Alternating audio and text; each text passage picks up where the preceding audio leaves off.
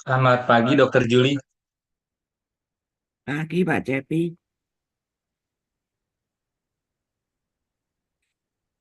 Mau tes share screen lagi, Dok? boleh.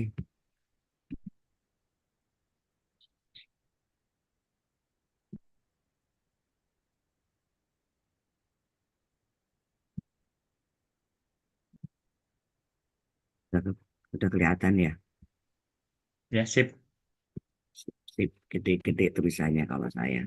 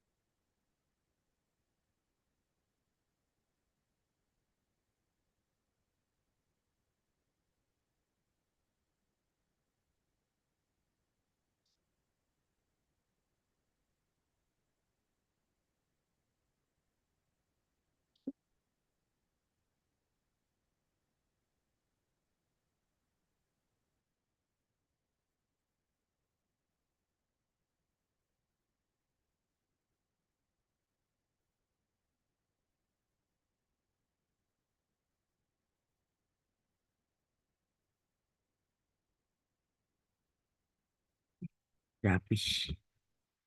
Top share ya.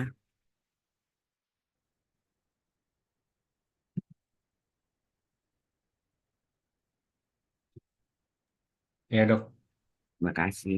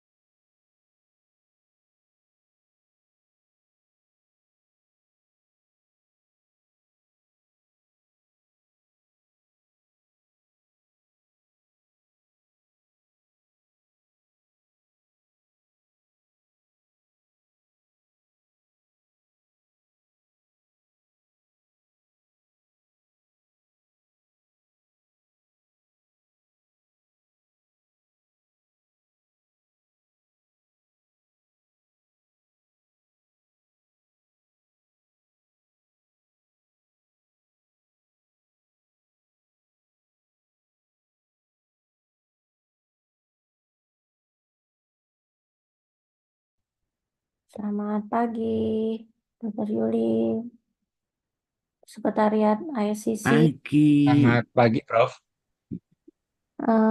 Saya bisa, suara saya apakah terdengar jelas ya? Bagus. Terdengar jelas, Prof. Saya coba tes itu. Tunggu saya virtual backgroundnya bentar saya pakai ini dulu. Baik. Tadi maaf, Prof, login dari yang WA atau yang email, Prof?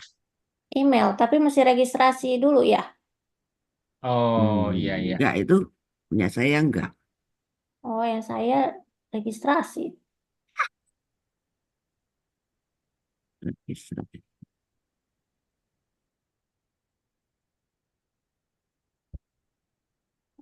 Saya coba share screen-nya.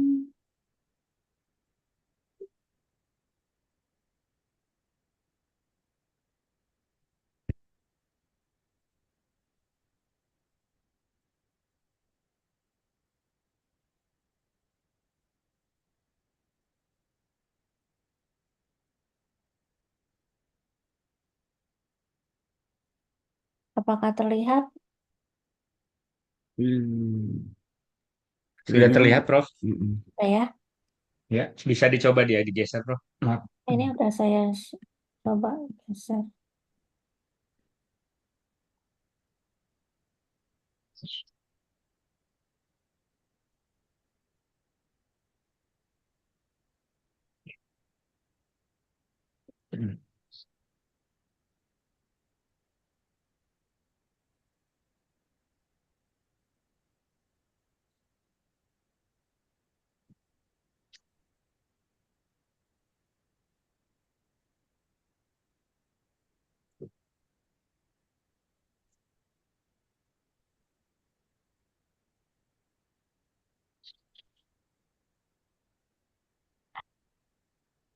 Oke lah ya kali ya.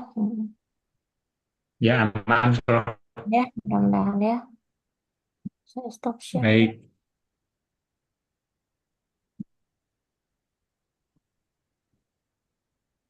Tinggal menunggu ya.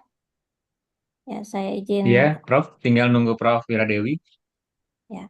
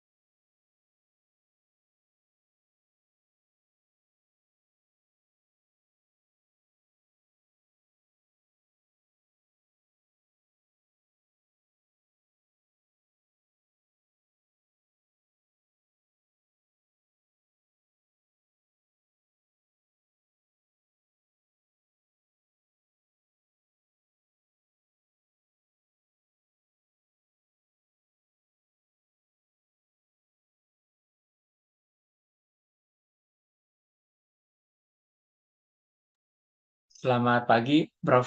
Dewi. Pagi, sebentar aku change virtual background dulu ya. Oh ya, baik, Prof. Terima kasih. Yuk, sama-sama.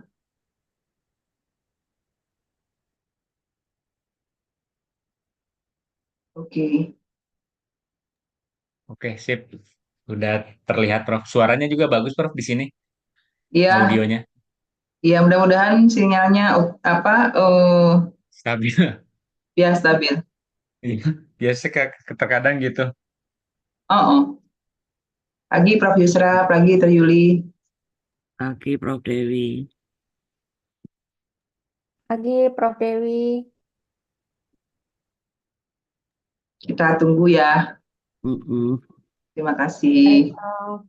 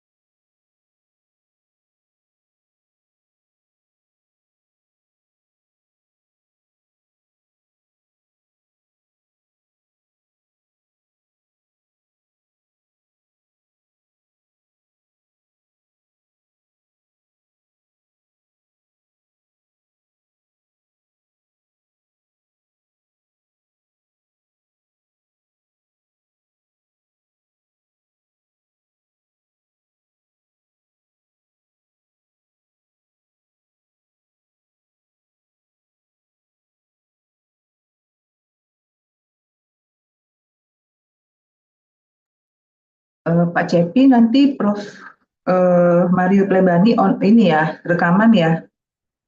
Iya betul, Prof. Nanti dari saya itu Oke, 43 menit. Nanti saya akan WA ke Prof kalau sekitar 3 sampai 5 menit sebelum berakhir, Prof. oke. Terus nanti kalau pertanyaannya untuk beliau Itu beliau nggak sepertinya tidak nggak live online juga ya? kan ya, karena di sana waktu itu malam hari ya, kita nggak cocok jam 2 pagi gitu. Jadi Oke. hanya hanya Jadi satu arah pertanyaan saja, buat Prof. Prof Yusra sama Dr. Julie aja ya. Ya, betul, Prof.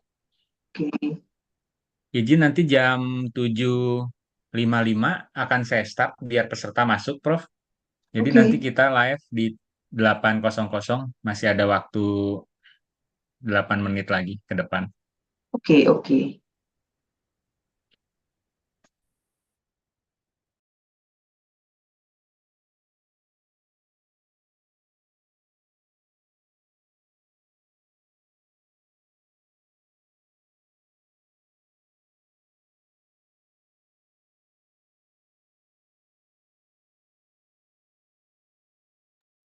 Untuk update peserta sampai dengan pagi tadi yang terregistrasi itu ada di 689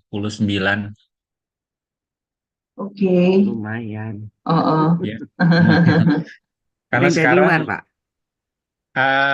itu sudah campur, Dok. Tapi ada peserta dari Ada yang luar dari luar Indonesia. juga, Mm. ya. Hmm. Oh, Nanti nanti tim mutu nanti pertanyaannya berarti mereka tulis di chat ya atau gimana? di kolom chat, betul. Oke. Kita Q&A. tinggal baca ya. Q&A atau Di chat? Q&A, ya. Q&A atau Q&A, chat? di Q&A, maaf, Q&A. Prof. Oh, Di Q&A, Q&A, oke. ya. Baik, baik.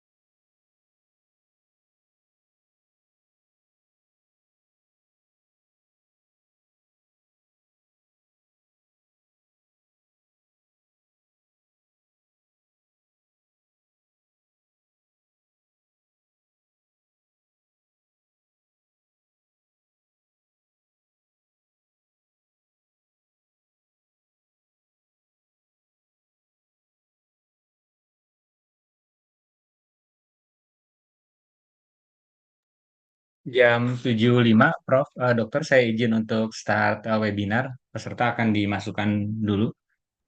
Oke. Ya, silakan Pak Cepi. Baik.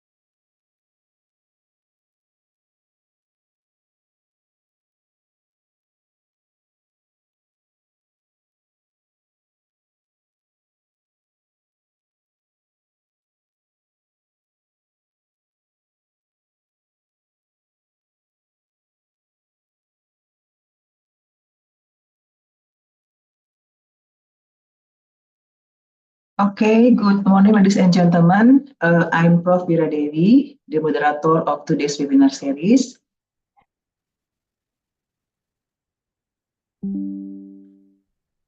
I'm very pleased to see you here and welcome all of you to the webinar held by the Indonesian Association for Clinical Chemistry and in conjunction with APFCB and supported by SNIPE. And today's is the third webinar series with topic about the ISO 151E9 2022 Laboratory Accreditation Analytical Quality Requirement. Before we start the webinar, I will present our speaker today. There will be three very special speakers. First is Prof. Dr. Yusra, SPPK Consultant PhD from Indonesian Association of Clinical Pathology and Laboratory Medicine that will present about how to select proficiency testing or external quality assessment program. And the second speaker is Prof. Mario Plebani from European Federation of Clinical Chemistry and Laboratory Medicine that will present about harmonization of external quality assessment schemes. And the third speaker is Dr. Julie Kumalawati from IACC that will present about the interpretation and troubleshooting of the external quality assessment result. And after three speakers' presentation, there will be question and answer session and followed by the conclusion. And the participant can write the question at the Q&A column. And now, allow me to welcome our first speaker, Prof. Yusra. Master Chepi, can you show the curriculum vitae of Prof. Yusra? Okay. Prof. Dr. Yusra SPPK, consultant PhD, is lecturer in the undergraduate medical education and in the specialist program, and she is the head of clinical pathology study program in Faculty of Medicine, Universitas Indonesia. And now she is the head of Indonesian External Quality Assurance in ICAS of Indonesian Association for Clinical Pathology and Laboratory Medicine. Prof. Yusra, time is yours. Thank you, Prof. Wiradewi. Let's I share my PPT first.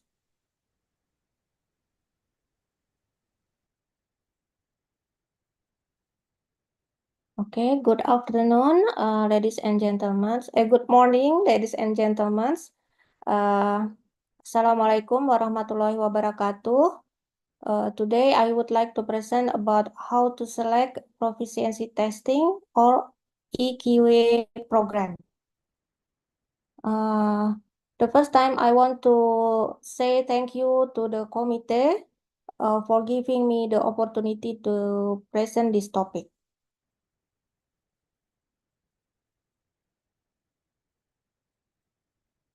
This is the outline of what we will be talking about in this session.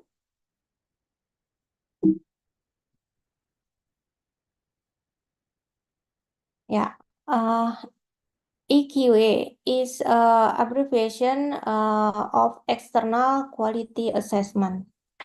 EQA is evaluation of participant performance against pre-established criteria by means of interlaboratory comparisons, also known as proficiency testing, or abbreviated by PT. Yeah. ISO 15189/2022 provides guidelines for medical laboratories on how to improve patient well-being and laboratory user certification through trust in the quality and competence of medical laboratories, including through EQA. EQA must not be seen as either an alternative or a competitor to IQC, internal quality control. Both are essential tools for a clinical laboratory. IQC is used in the decision to accept or reject results on patient samples and enables the laboratory to describe and monitor the quality of its work. But EQA permits a comparison of quality between laboratories and thus describes the state of the art for the area of laboratory work encompassed by the EQA program. Rightly used and understood, EQA programs will stimulate the development of quality assurance, including internal quality control within participating laboratories. What does ISO 15189/2022 say about external quality of assessment schemes?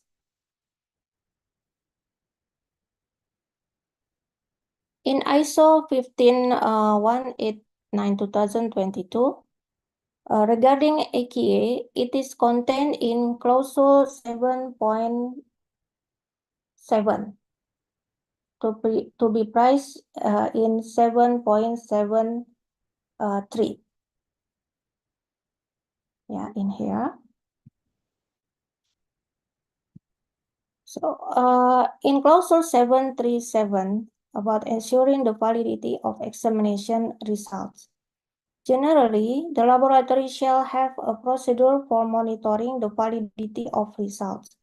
The resulting data shall be recorded in such a way that trends and shifts are detectable, and where practicable, statistical techniques shall be applied to review the results.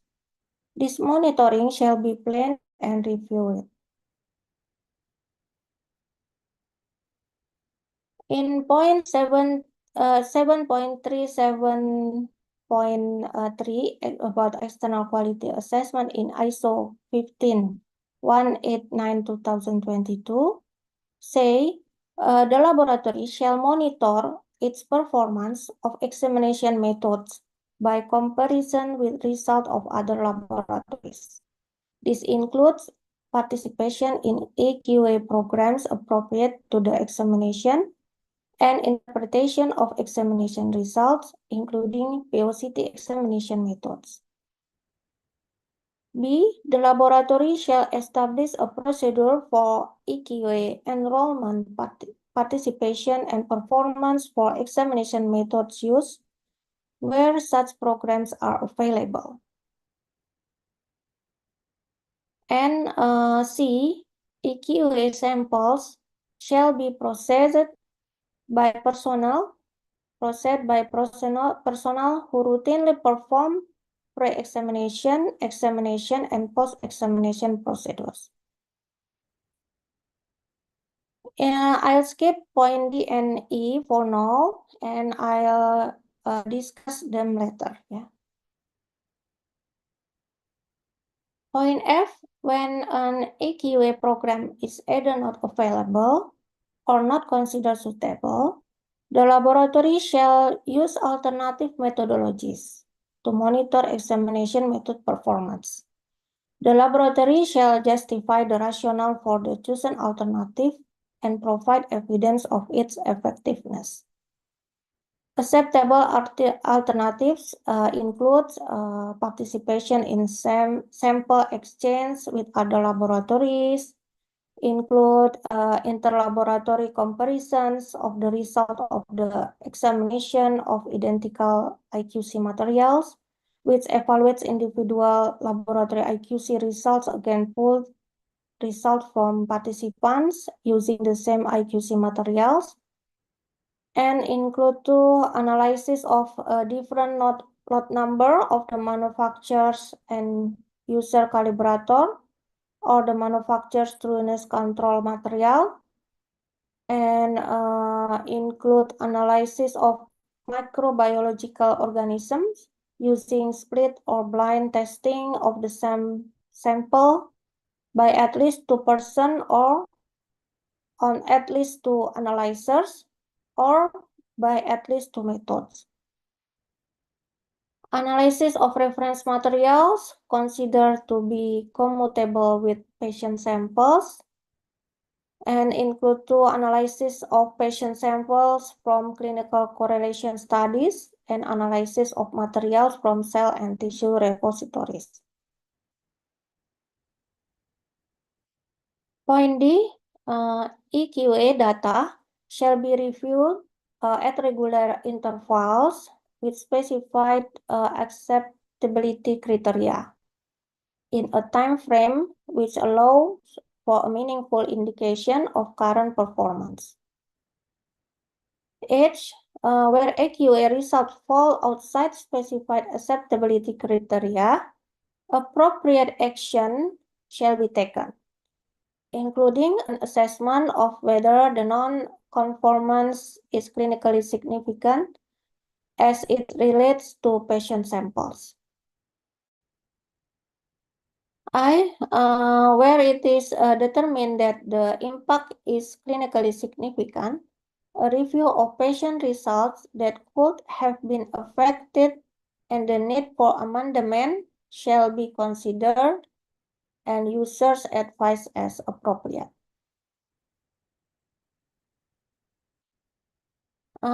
Types of proficiency testing schemes. There are actually 3 types of PT schemes: proficiency testing, rechecking, retesting, on-site evaluation, and other. In proficiency testing, external providers send unknown samples to test for testing to a set of laboratories, and the results of all laboratories are analyzed, compared, and reported to the laboratories.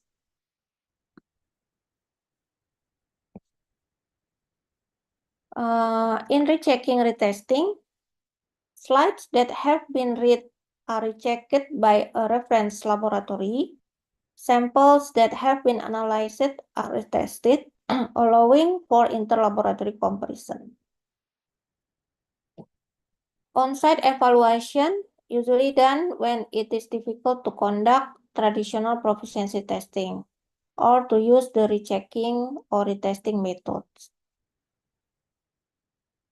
Another method of interlaboratory comparison is the exchange of samples among a set of laboratories, usually reserved for specialized tests for which proficiency testing is available.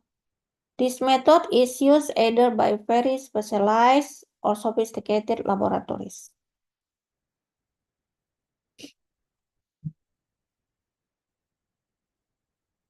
Proficiency testing, or PT, has been in use by laboratories for many years. It is the most commonly employed type of EQA, as it is able to address many laboratory methods. Proficiency testing is available for most of the commonly performed laboratory tests and cover a range of chemistry, hematology, microbiology, and immunology testing. Most laboratorians are familiar with the proficiency testing process, and many laboratories employ some kind of proficiency testing. The proficiency testing begins with registration. Participants register for the test they need. Then participants will receive samples sent by the provider, and then they analyze the samples and report the results to the provider, and then the participant will receive performance their lab compared with others. The provider may be an organization, non-profit or for-profit, formed specifically to provide proficiency testing. Other providers of proficiency testing include central reference laboratories, government health agencies, and manufacturers of kits or instruments. In a typical proficiency testing program, challenge samples are provided at regular intervals. An optimal frequency will be 3 to 4 times yearly. If the program cannot provide challenges with this frequency, the laboratory may be able to seek additional sources.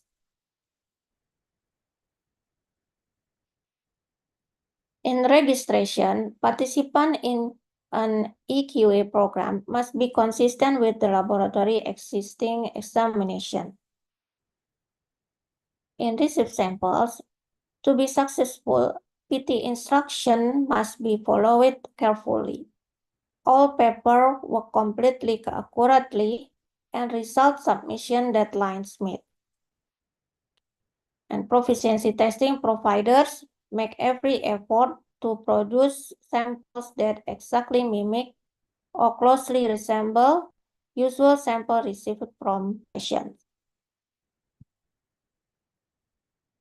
Some proficiency testing organizers send different samples to different groups of laboratories to avoid interlaboratory discussion. So, no discuss interlaboratory, ya. In analyze the samples, proficiency testing samples must be processed by normal testing methods and involve personnel who routinely perform the testing. Proficiency testing is a tool to measure laboratory performance. Therefore, there must be no difference in the treatment of proficiency testing samples and the patient samples. In report result, all proficiency testing results as well as corrective actions should be recorded and the records maintained for an appropriate period of time. And after receive the report from provider, when PT is used for any purpose other than internal quality improvement, the provider or central organization generally prohibits the discussion of results with other laboratories.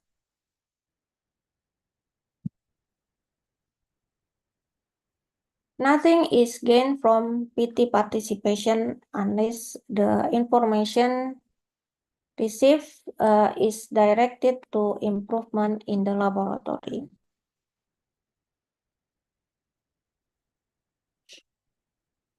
It is important to remember that proficiency testing does have some limitations, and it's not appropriate to use proficiency testing as the only means for evaluating the quality of a laboratory.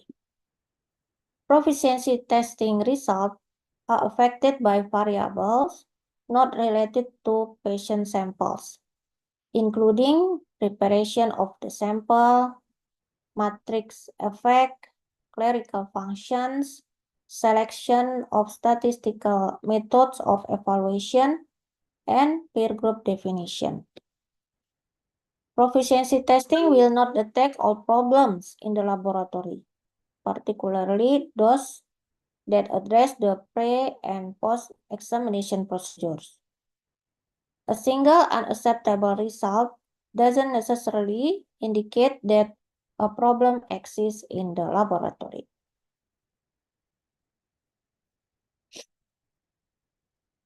In situation where it is difficult to provide appropriate external samples, or sometimes when normal laboratory quality control methods cannot be applied, other procedures have been developed and used for EQA.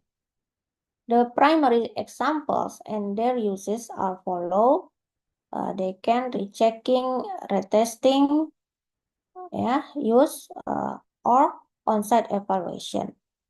Rechecking or retesting has been used traditionally for EQA for microscopic slides for acid fast bacilli and for human immunodeficiency virus rapid testing. It can also be used in other situations, but it is not usually employed if traditional PT is visible. On-site evaluation has proven a useful technique for the same situation. Acid fast bacilli examination on SIV rapid testing. It allows for an external evaluation of quality on-site and can be conducted in conjunction with proficiency testing or rechecking or retesting. These procedures can be time-consuming and costly, and so are used only when there are not good alternatives. It is essential to have a reference laboratory with the capacity to do the repeating testing. The use of a reference laboratory gives assurance that the re-examination process will give a dependable result. The turnaround for the retesting must be accomplished in a timely manner, allowing for immediate corrective actions.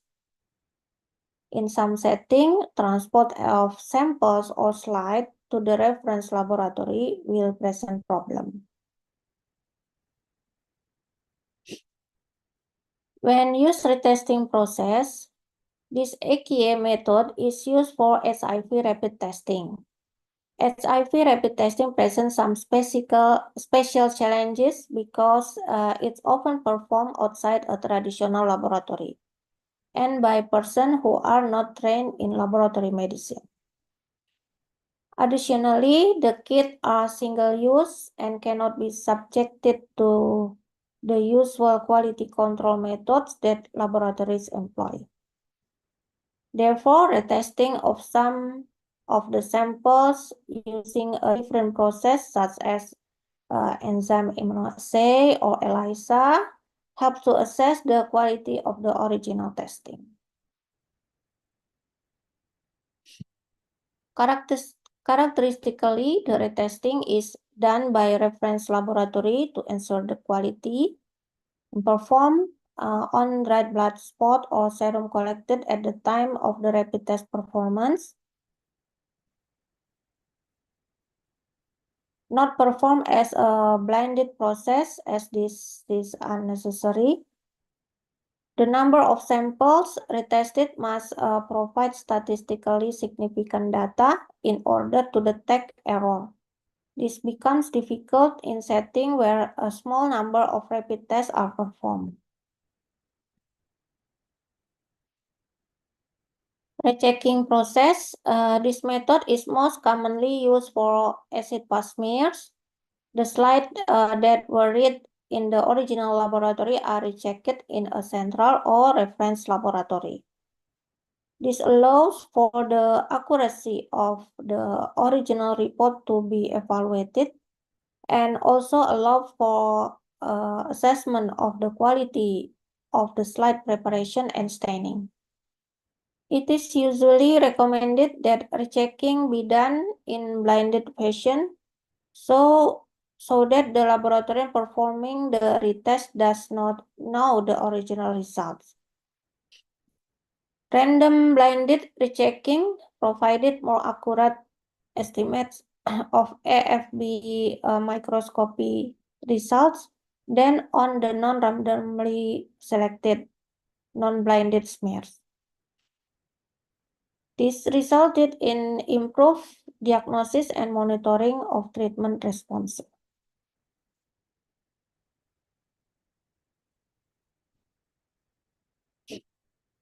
And principles rechecking procedures.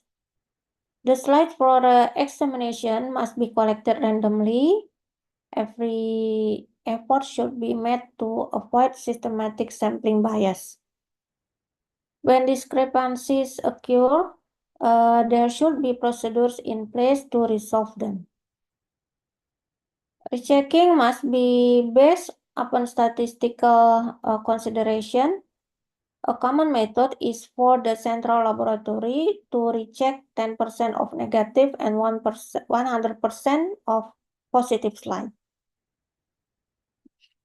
The outcome of rechecking must be analyzed for effective and timely feedback. About on-site evaluation, a periodic visit by evaluators for on-site laboratory assessment is a type of EQA that has been used when other methods of EQA are not feasible or effective. Again, this method has most frequently been employed for assessment of sites performing acid-fast bacillus smears and those performing HIV rapid testing. On-site evaluation for the purpose of EQA may be conducted by a central reference laboratory or other health authorities. On-site evaluation can be used together with retesting and rechecking schemes to provide more information about performance. And this is about on-site evaluation. On-site evaluation can be a valuable tool to obtain a realistic picture of laboratory practices by observing the laboratory under routine conditions in order to check that it is meeting quality requirements and provide information for internal process improvement, measure gaps or deficiencies, learn where we are, and assist the laboratory in collecting information for planning and implementation of training, monitoring, and corrective action. This is the comparison of EQA methods that we discussed before. Here we can see in proficiency testing have interlaboratory comparison, same with rechecking or retesting, and the differentiate both method is in stimulated samples. Yeah, in proficiency testing they have simulated samples, but in rechecking no, and real samples can have in can have in proficiency testing or no, but in rechecking or retesting yes. Time and resources needed less in PT, but more in RC. And analytes evaluated many in PT, but few in rechecking or retesting.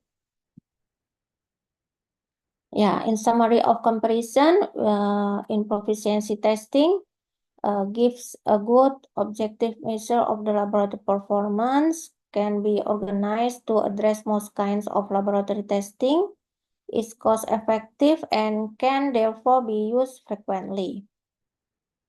About the testing or rechecking, is useful when it is difficult or impossible to prepare samples to test all of the testing process, and is expensive and uses considerable staff time. On-site evaluation can give a true picture of a laboratory's overall performance and offer real-time guidance for improvement that are needed. Is probably the most costly, requiring staff time and travel time and expenses of those performing the evaluation. And then about minimum criteria for proficiency testing or AQA for use by laboratories. This is the point that I skipped before. That's point D and E in ISO 15189-2022 7.3.7.3 ya. In point D, the AQA program selected by the laboratory shall, to the extent possible, 1. Have the effect of checking pre-examination, examination, and post-examination processes. 2. Provide samples that mimic patient samples for clinically relevant challenges. And 3. Fulfill ISO 17043 requirement. In point E, when selecting AQA programs, the laboratory should consider the type of target value offered. Target values are independently set by a reference method or set by overall consensus data and or set by method peer group consensus data or set by a panel of experts.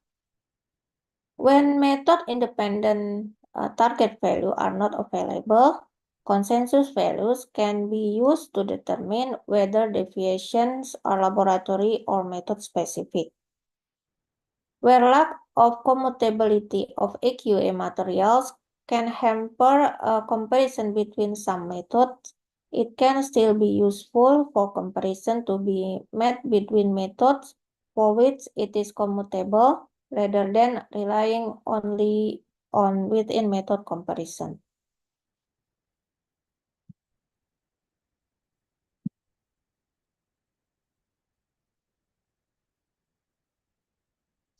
Here I introduce one of the proficiency test providers that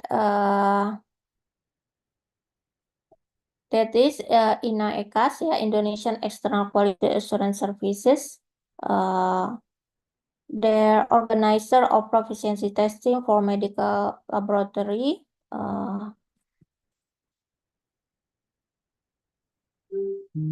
Under PDS PATCLIN, ya, Professional Organization of Indonesian Clinical Pathologists. NAECAS was established since May 2005 with initial name PKIL ya, Pemantapan Kualitas Ekstra Laboratorium.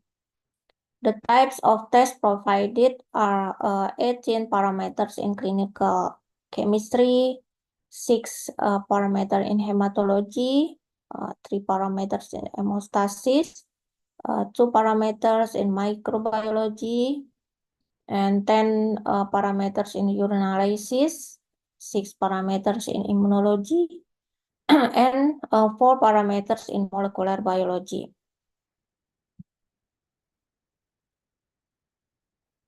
Yeah, NAECAS has been accredited by ISO 17043 to clinical chemistry, hematology, and hemostasis.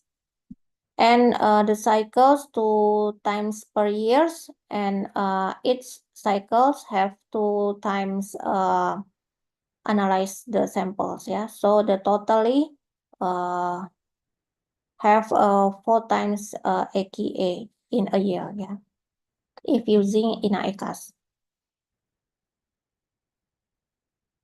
Yeah, we continue with this topic about participants must be understand about the scope of the scheme, yeah, the need for regular participation, the method of result assessment, procedures and criteria to be used for peer comparisons, and sources of advice for laboratories experiencing problem with assays. And then we talk about the role of PT or AQA in quality management in clinical laboratory. Here, AQA benefit. So participation in an AQA program provides valuable data and information which allow comparison of performance and results among different test sites, provides early warning for systematic problem associated with kits or operations, provide objective evidence of testing quality, indicates areas that need improvement, identifies training needs.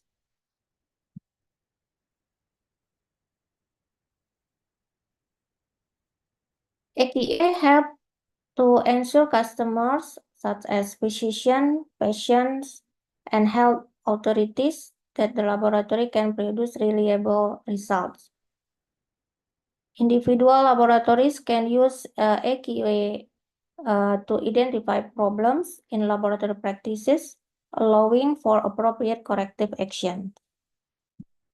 AQA participation will help to evaluate reliability of methods, materials, and equipment, and to evaluate and monitor training impact.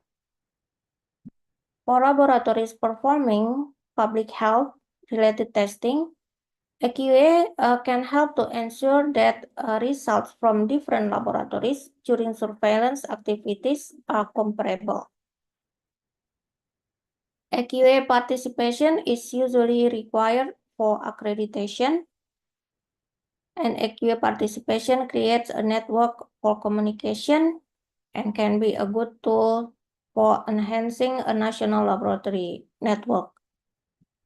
And samples received for AQA testing, as well as the information shared by the AQA provider, are useful for conducting continuing education activities. If laboratory performs poorly on AQA, the problems may lie anywhere along the path of workflow. All aspects of the process will need to be checked. Some samples of problems that may be identified include the following. In pre-examination, we check the samples may have been compromised during preparation shipping, or after receipt in the laboratory by improper storage of handling. The samples may have been processed or labeled improperly in the laboratory.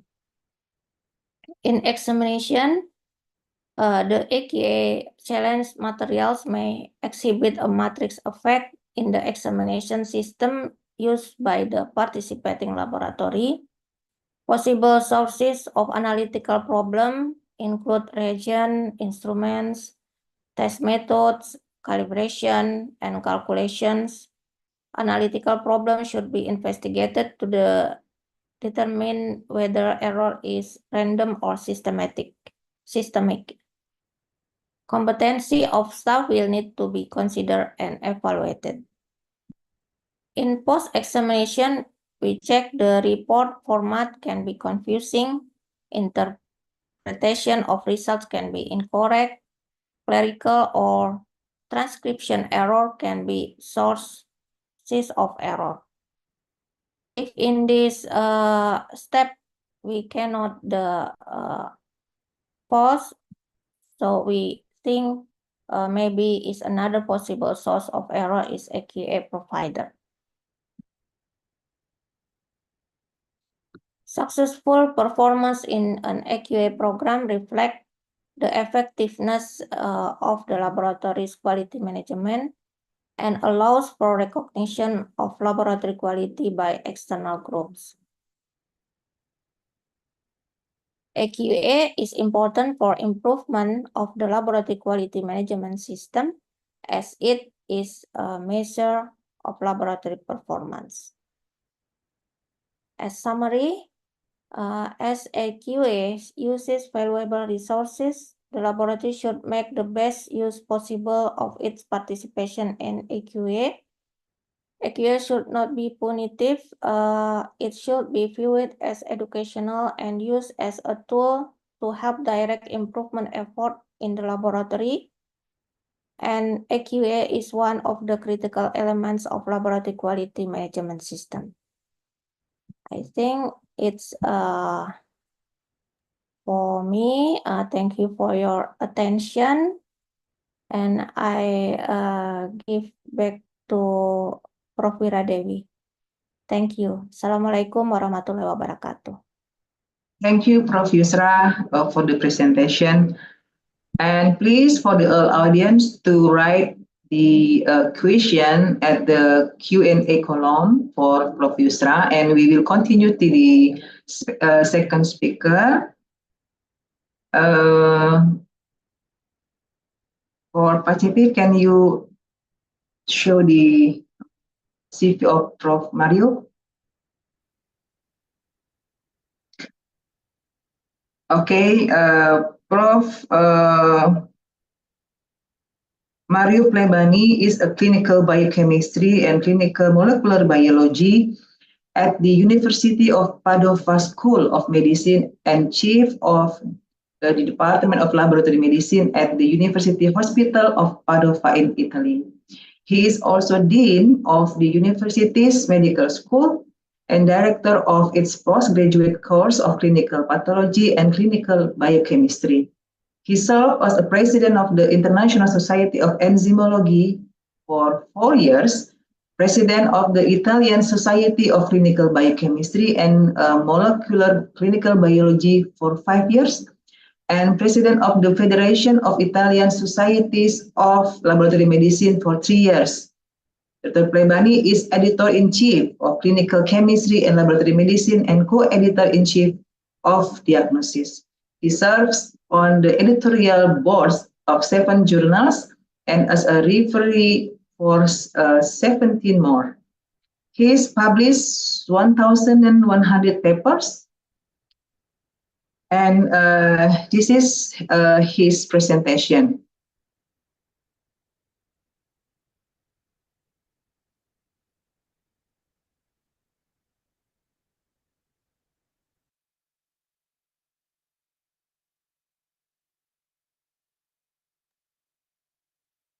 Suaranya belum terdengar, Pak Cepi.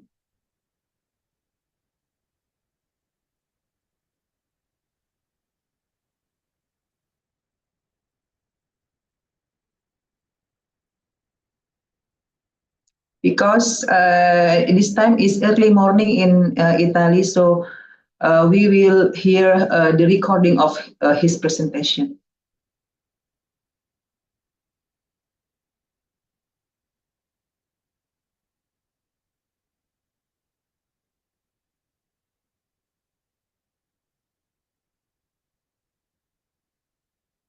Belum terdengar suaranya Prof. Mario.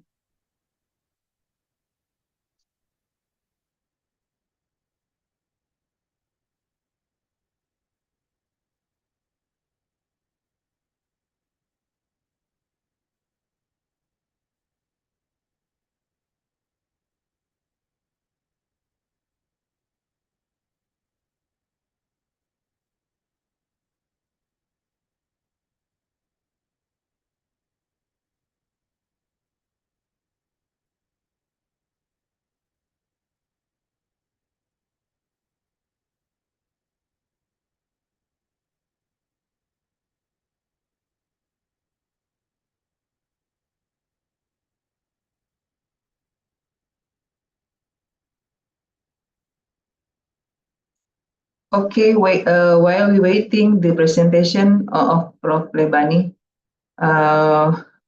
once again, I give information that the participant can write the question and the Q&A column.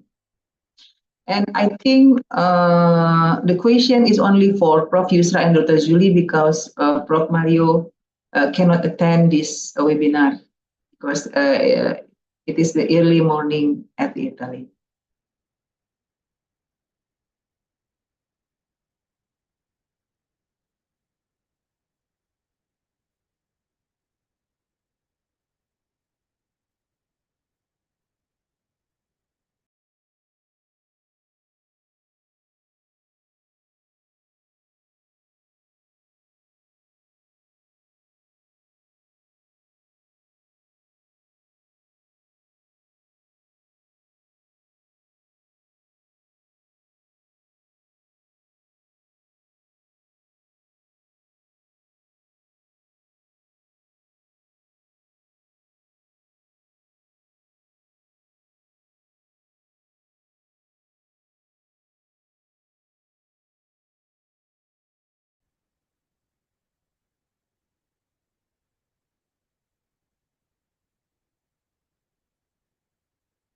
I'm very delighted for the invitation by the Indonesian Association of Clinical Chemistry to deliver this lecture in your webinar series. And the topic of my lecture is about harmonization of external quality assessment scheme.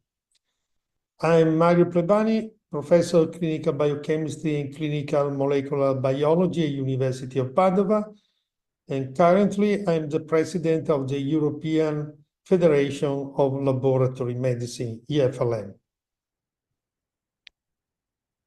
The first slide is about my university, one of the oldest universities in the world. On the left side, you can see the first and oldest anatomic theater in the world. On the right side, you can see the magnificent Aula Magna, dedicated to Galileo Galilei, who was teaching in my university for more than 10 years.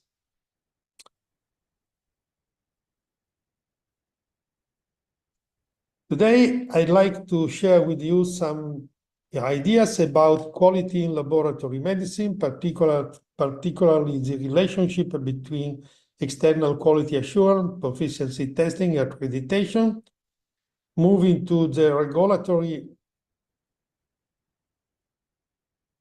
versus educational type of external quality assurance, and dealing with the elements and categories of external quality assurance, how we can harmonize this type of program, and how external quality assurance may improve harmonization in laboratory medicine.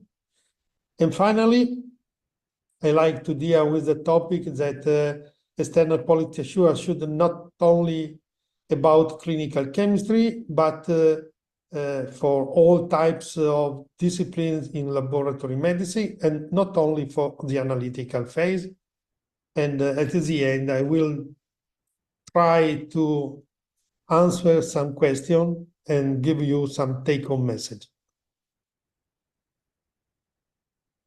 So, in my career, two main milestones are the accreditation, right now according to the ISO 15189, and from the other side, the importance of external quality assurance or proficiency testing. The relationship between this type of two main blocks are clear. From one side, accreditation asks laboratories to use external quality assurance, and the requirements are to use commutable materials, to have target values, analytical performance specification, the right range of concentration. From the other side, external quality assurance is a tool to answer in the case of non-conformities, out-of-range results. And another important point is the surveyor's competence during the accreditation visit. External quality assurance. Interlaboratory comparison are mandatory requirements for accreditation. This is for sure. And proficiency testing, external quality assurance, are components of laboratory accreditation requirement in many countries. External quality assurance programs offer an organized approach for this type of appraisals, interlaboratory comparison, particularly because they allow large-scale statistical comparison to be made.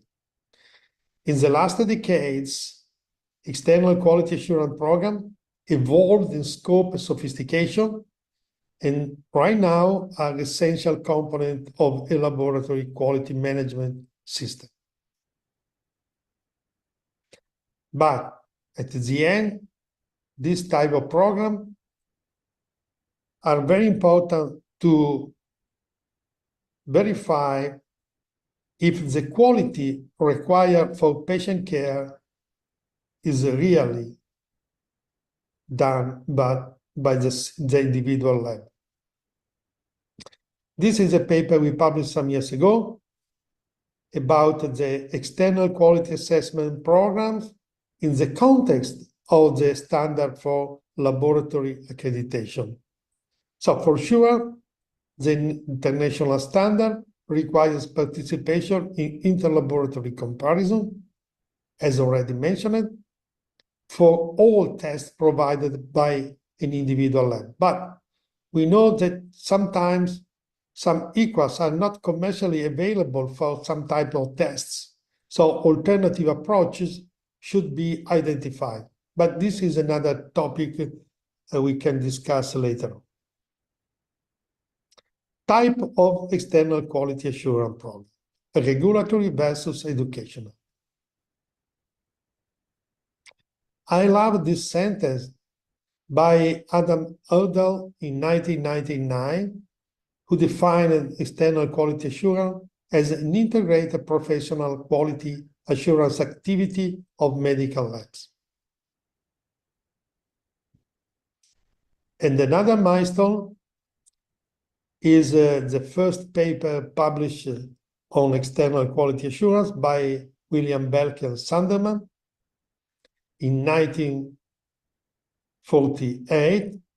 This is a seminal paper in which Sanderman started to deliver the first program of external quality assurance. So the different types of external quality assurance are summarized in this slide. From one side, regulatory program. In many countries, the performance of laboratories are requested to achieve a basic minimum standard, and the failure to achieve this standard may result in significant consequences for the laboratory right to practice. And this is typical of the USA And this is why this type of external quality assurance usually are called proficiency testing. From the other side, educational program aim to improve the quality of laboratory testing, offering support to the participants in the form of additional advice, webinars on the interpretation, and workshop. And this is typical of, at least, of the European atmosphere. So, regulatory. The need to pass this type of external quality assurance may lead to unintended consequences. For example, and this is a trouble, clinical labs may treat this type of specimens differently to patient sample to ensure acceptable performance, and this is not correct. And in addition, the performance criteria established by the providers are usually able to be achieved by nearly all labs.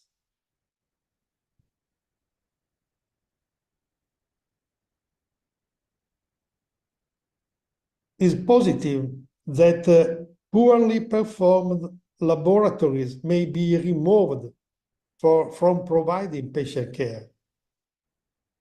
This should be a way to protect patients by ensuring analytical quality.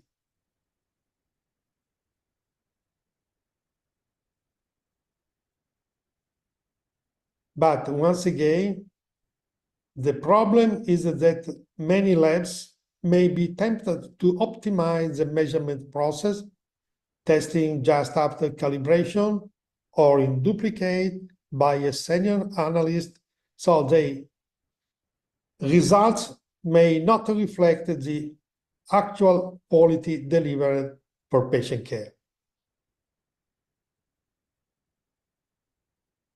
The other type of external quality assurance are described as educational or aspirational, because the aim of this program is to improve the quality of laboratory testing, and therefore not all laboratories will achieve the performance goals at the time of implementation.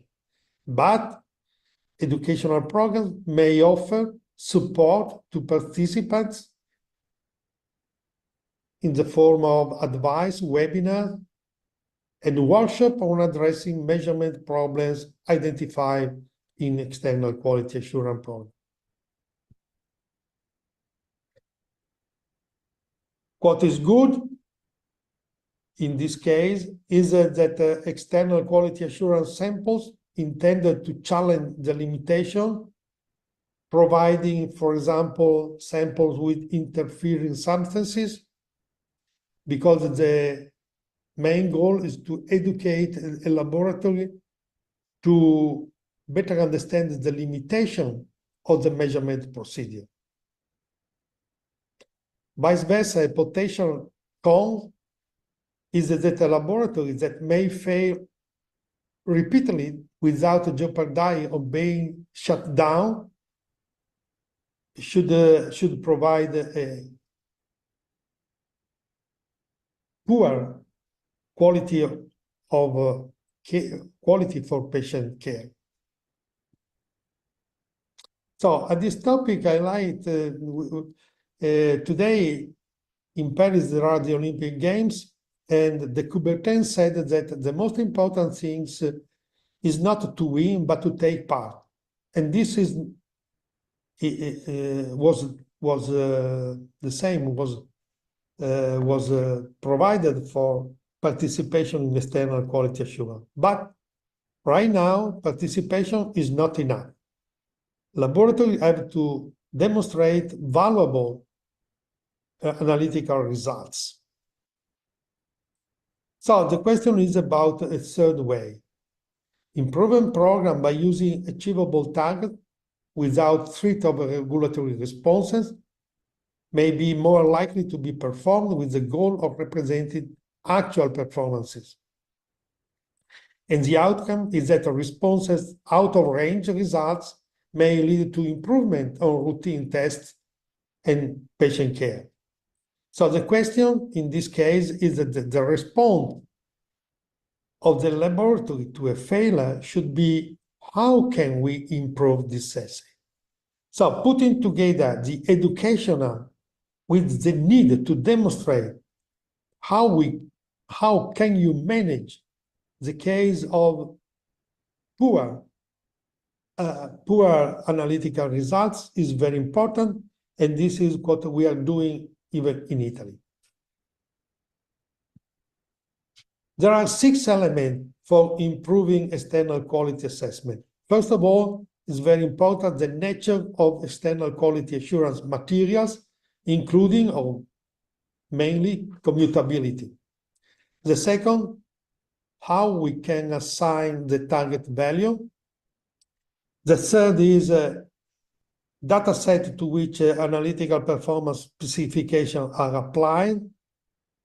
The fourth is the type of analytical property assessed in terms of total error, bias, imprecision, the rationale for IPS selection, type of model used to set them. On the basis of this type of elements, in a seminal paper published by Greg Miller in Clinical Chemistry some years ago, you can see there are 6 categories of proficiency testing external quality assurance scheme.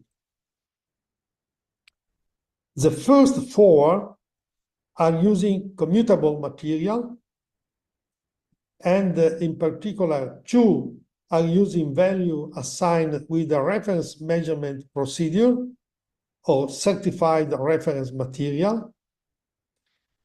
The other don't use this type of value assignment, but they use consensus mean. So, the evaluation of external quality assurance depends on 3 basic characteristics: sample commutability, process for target value assignment, and inclusion or non-inclusion or replicate sample to provide an idea about the imprecision. So category 1 is the most desirable.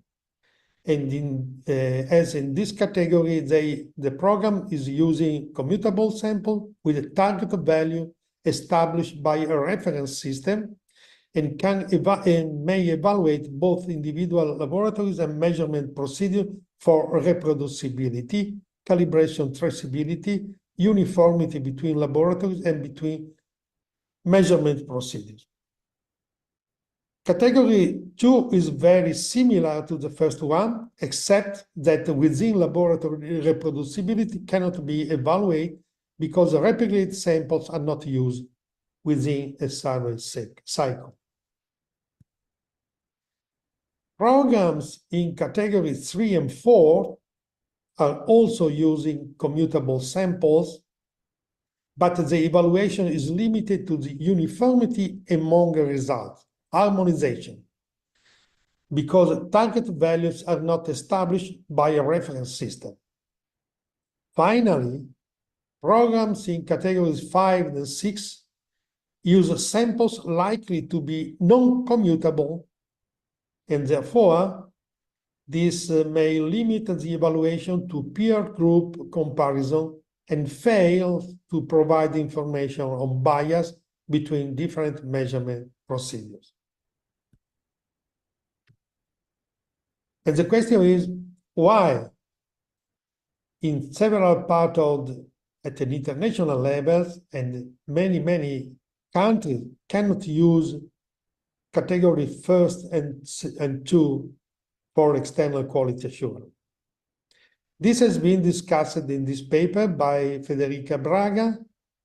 There are technical aspects, lack of certified control materials, and difficulties to prepare commutable samples. There are some practical considerations, particularly for complicated logistics. There are some educational limitations, And finally, but very important, some economic concern for the higher cost of this type of program.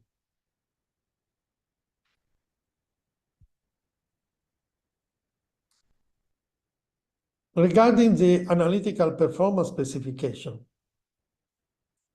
analytical performance specification should be established in external quality assurance proficiency testing based on the famous Milan Strategic Conference model.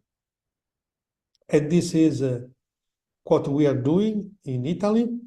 You can see that in sometimes for some parameters, the typical is glycated hemoglobin, we can assign the APS according to the outcome model, first in the rank of the hierarchy. The second, the potassium. APS are assigned on the basis of biological variation model. And finally, if this is not possible for creatinine, for example, APS are assigned based on the state-of-the-art model.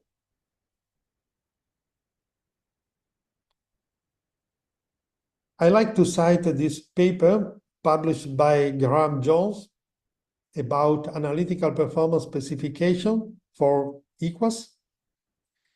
It's very important to define a statement on the materials and commutability, the method used to assign the target value, the data set to which APS are applied, the applicable analytical property, the rationale for the selection, and finally, the type of the Milan model used to set up APS.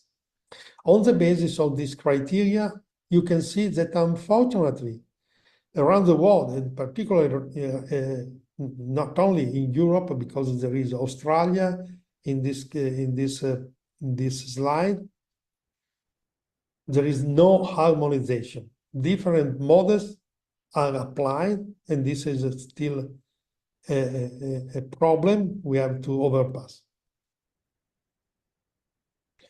In Australia, a combination of biological variation and state-of-the-art to set up APS as being introduced. And the definition of state-of-the-art is that about 80% of laboratories can achieve this standard. This means that 20% of laboratories eventually are run out. In this case, using this type of criteria, they found in Australia that two measurements, you can see iron triglyceride, for which the total country coefficient of variation meet the optimal level. 8 measurements did meet the desirable level, and another 13 meet the minimal level. This means that in this case, patients can be monitored across the country using this test from any labs. That means that there is an harmonization of the data, which allow the individuals to use different labs without any fear of gross error. And in a more recently published paper by the same Australian colleagues, you can see that the analysis of data from commutable EQUA program provide a mechanism for monitoring whether analytical performance justifies the interpretation in contemporary laboratory practice. And in this case, for many tests, the same interpretation should be written because this type of program are evaluating not only the analytical result, but some comparators, and in particular, reference interval and decision points.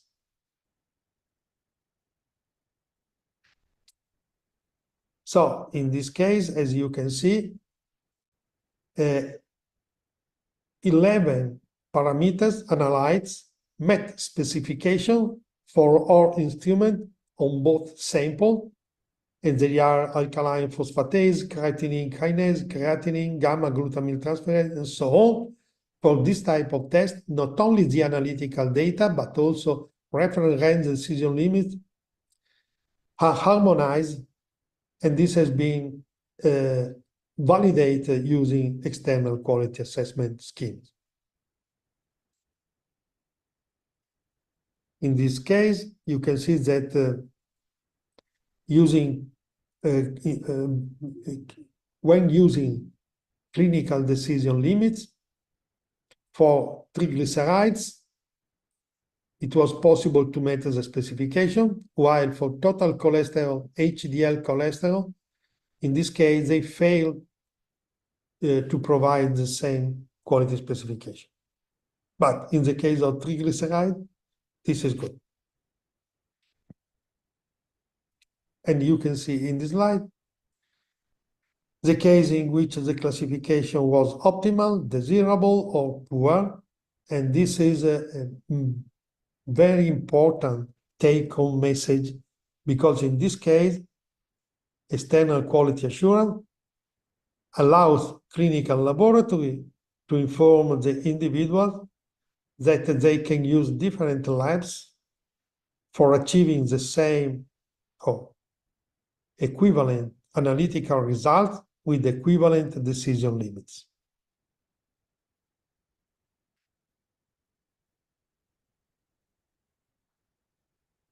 Unfortunately, in many countries, external quality assurance programs are based on the lowest categories, as you can see, 4 and 5 or 5 and 6. And in this case, unfortunately, the external quality assurance programs are not adequate to assess harmonization of laboratory results, as stressed in this paper by Mauro Panteghini.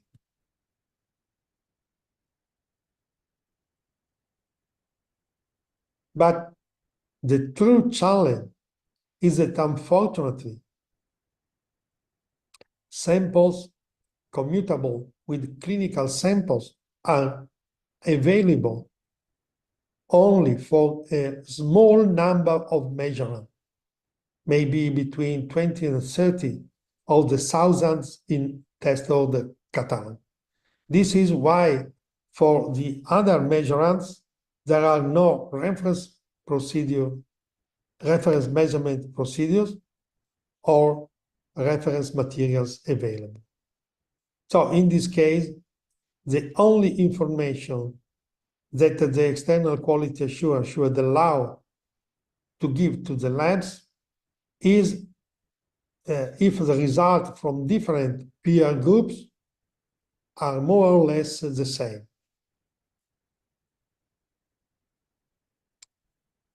In this case, if non-commutable material are used, this type of approach is a surrogate for confirming that the assay is performing as expected by the manufacturer. And Graham Jones highlighted the problem of the the limitation of the program using non-commutability materials. So in this case, what we are doing in Italy is to provide not only the value for peer group, as you can see in this case in Italian, but the consensus mean for the individual measurement. And as you can see that in this case, the outcome is acceptable or good, the value provided by the labs.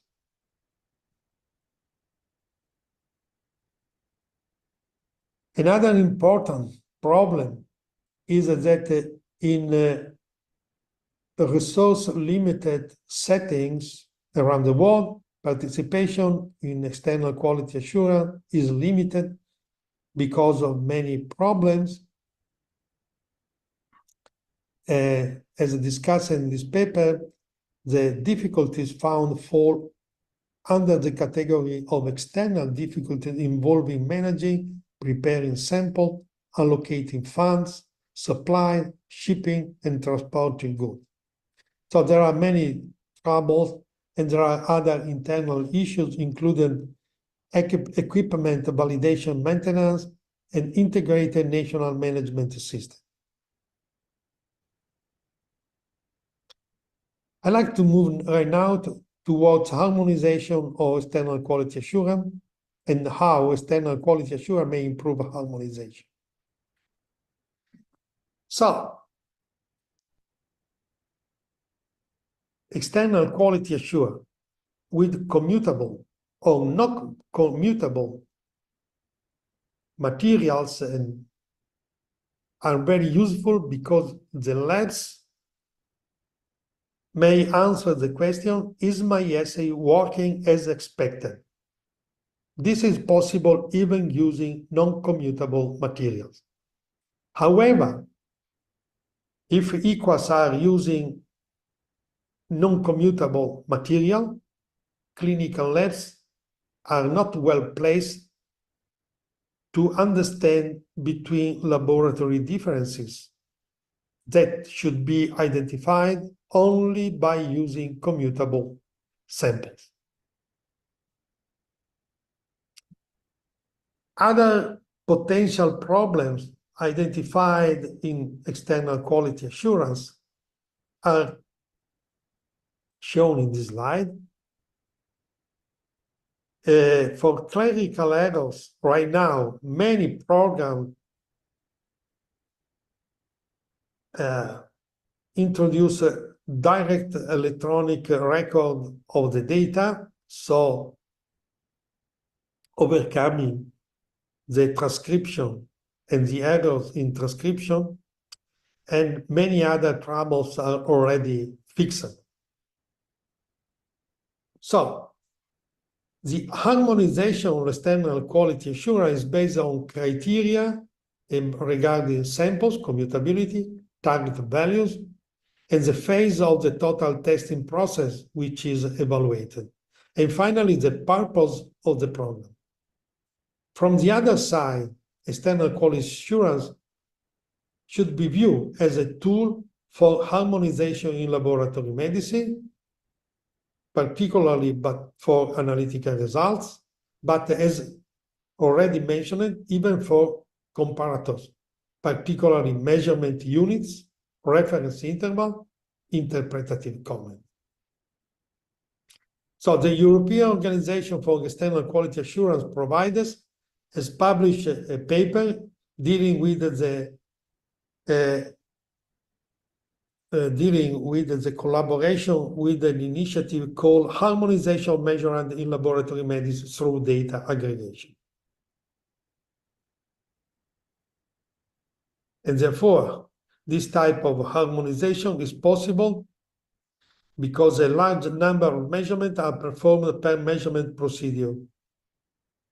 And this is well demonstrated in this paper recently published in Clinical Chemistry, in which the harmonization for tumor markers, measurement for which no reference measurement procedures exist, no reference materials already available, but it's possible to harmonize the data using commercially available assays by introducing the external quality assurance schemes, as you can see in this slide.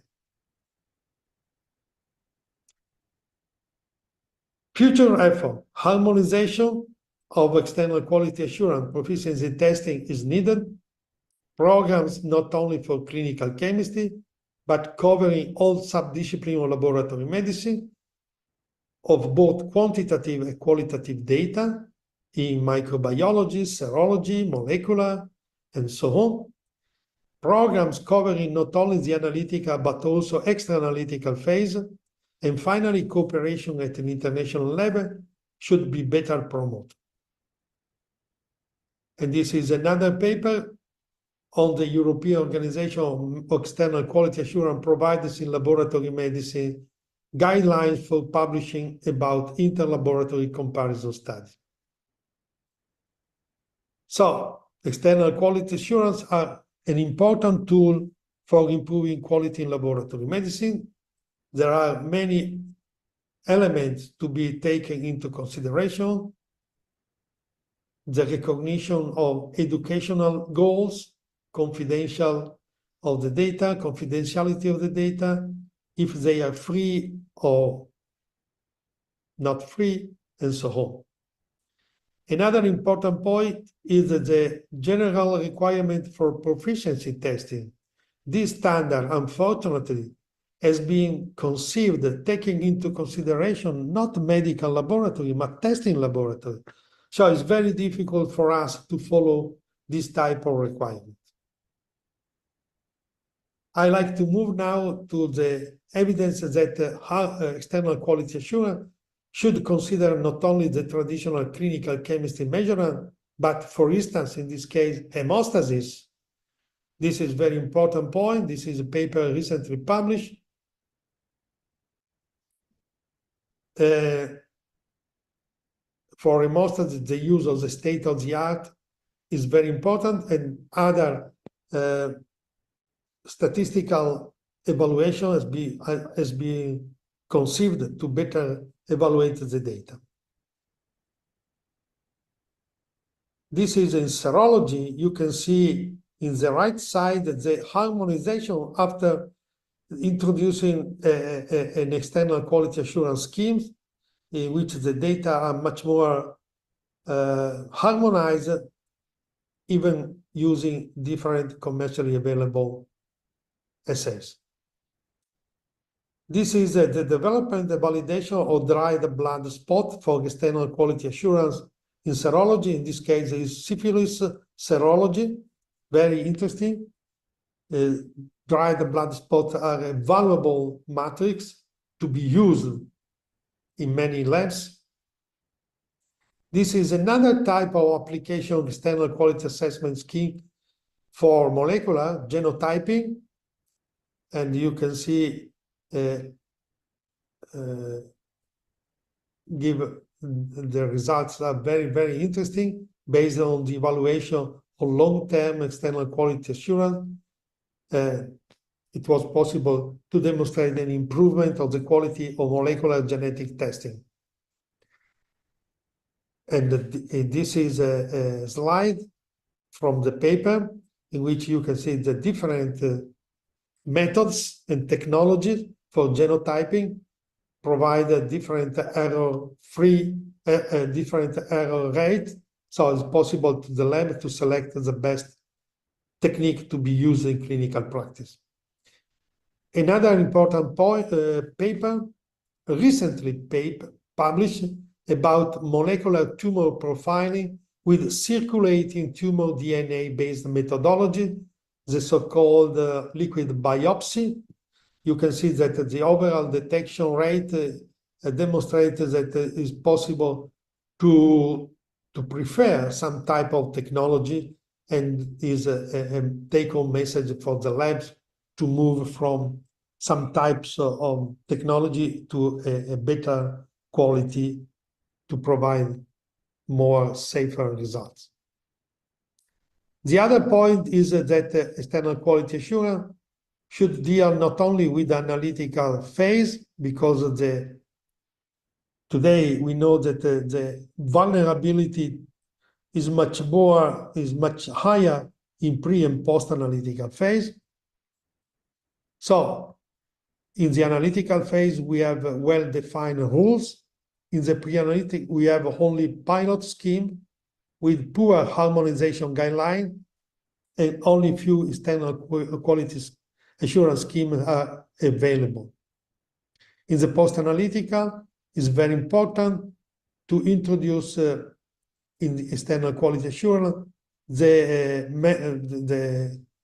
definition of measurement units, the reference intervals, decision limits, and interpretative comment. So this is a typical a very interesting approach for external quality assessment in the pre-analytical about serum index. The authors demonstrate an improvement in hemolytic index as well as icteric and lipemic index after introducing the program. As you can see in this slide, the evolution demonstrates a better performances moving from 2018 to 2020. This is another interesting result in my experience. You can see that for blood, occult blood, fecal blood, it was very important to introduce in external quality assurance the evaluation not only of the analytical data, but also of the cutoff, because in some cases you can see that the analytical data is the same, but the cutoff is very different. And this means that in some cases you can misidentify the sample with the right answer of the sample is positive or negative. The same for some morphologic description of blood, morphological evaluation of peripheral blood cell.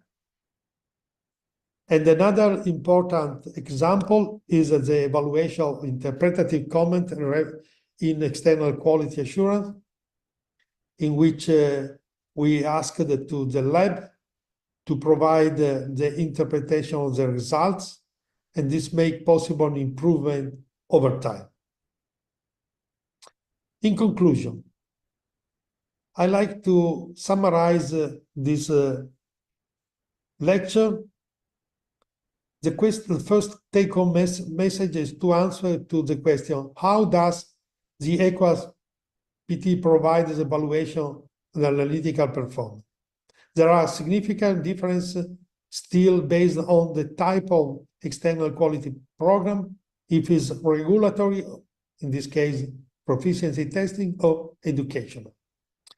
Second, the category of external quality assurance, in particular if they use target or consensus values, and if they use commutable or non-commutable materials. The third problem is related to the analytical performance specification, the type of model used to set the analytical performance specification. And the last one is if the external quality assurance make possible the evaluation of the analytical or even extra analytical phases. The second question is, are EQUAS schemes really fit for purposes? It depends. It depends on the purposes, the type of EQUA category, first of all, the commutability of control material. But in any case, if the question is my assay working as expected? The answer is yes, even if the program are using non-commutable material. Vice versa, if the purpose is to assure the comparability of data between different clinical laboratories, it depends not only by commutability, but how target values are really assigned. Finally, if the purpose is to evaluate the quality of laboratory information, it depends if even the comparators, measurement units, reference interval, or decision limits are taken into account. The third question is, are all external quality assurance equivalent and harmonized? Unfortunately, no. But significant differences exist between currently available programs. Today, many efforts to achieve better harmonization are in progress, and further initiatives are needed to provide valuable guidelines and recommendations. The take-home message for clinical labs is that they have to select the external quality assurance or proficiency testing program that comply with the main goal, which are to improve quality for patients and to obtain accreditation. Last but not least, what is the role of external quality assurance in laboratory harmonization? I strongly believe that external quality assurance is the most valuable tool for interlaboratory comparison, which is mandatory. And this is a fundamental requirement for medical laboratory accreditation. In addition, it is a key tool for harmonizing analytical data, measurement units, reference interval, interpretative comment. It is also a valuable tool for sharing data and experiences between laboratory professionals in the same region, country, at an international level. And my take-home message is that the European Federation of Laboratory Medicine and the IFCC, International Federation of Clinical Chemistry, should put much more effort in harmonizing external quality assurance proficiency testing. And I'd like to thank you for your attention. Eventually, if you have some question, please do not hesitate to contact me. At the bottom of the slide, there is my mail address, and I will answer to your question as soon as possible. Enjoy your conference webinar, and I hope to visit you in the future in your nice country.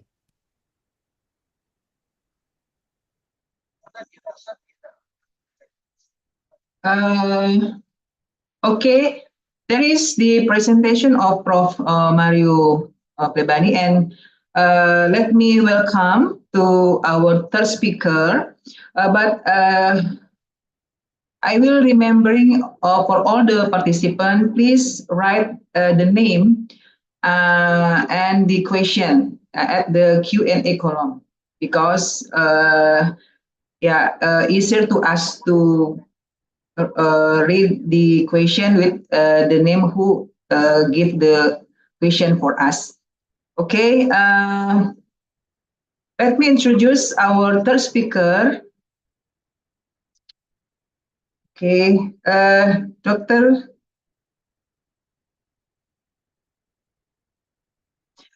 Julie Kumalawati, SPPK DMM, is the past president of AACC. She is lecturer and educational staff of the Department of Clinical Pathology, Faculty of Medicine, Universitas Indonesia, and Cipto Mangunkusumo Hospital, Jakarta, since October 1985, and Secretary of the Clinical Pathology Specialist Education Program at Faculty of Medicine, Universitas Indonesia, since July 31, 2020. And she is head of pathology department at Premier Bintaro Hospital since November 1998, and chairman of the Infection Control Committee, Premier Bintaro Hospital since January 2000, and chairman of the Blood Banking Committee, Premier Bintaro Hospital since January 2008, and National Anti-HIV Region Evaluator since August 2001, and Technical Manager of Prodia Bintaro Clinical Laboratory since January 2008 until now. Dr. Julie, time is yours. Thank you, Professor Wiradewi. Can you hear me? Yes, quite very clearly? clear. Yes, thank you. I will start my PowerPoint first.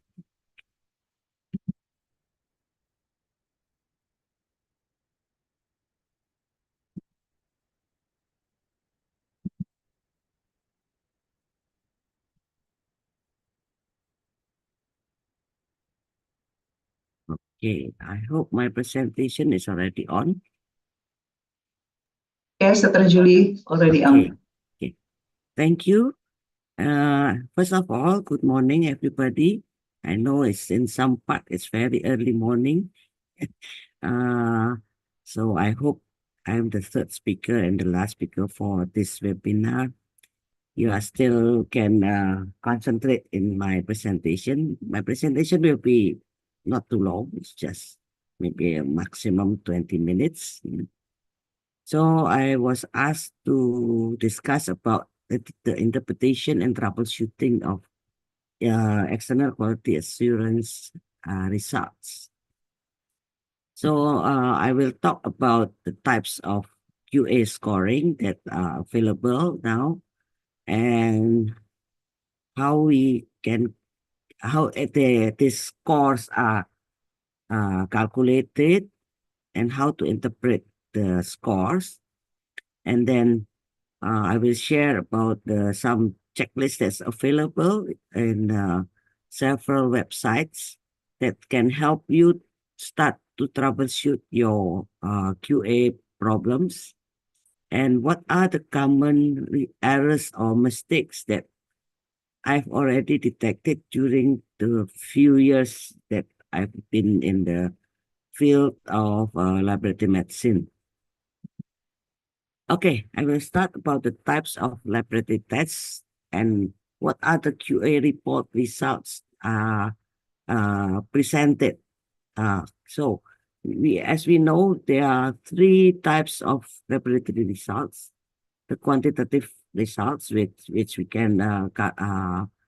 we will report in the number, the concentration, the activity of certain parameter.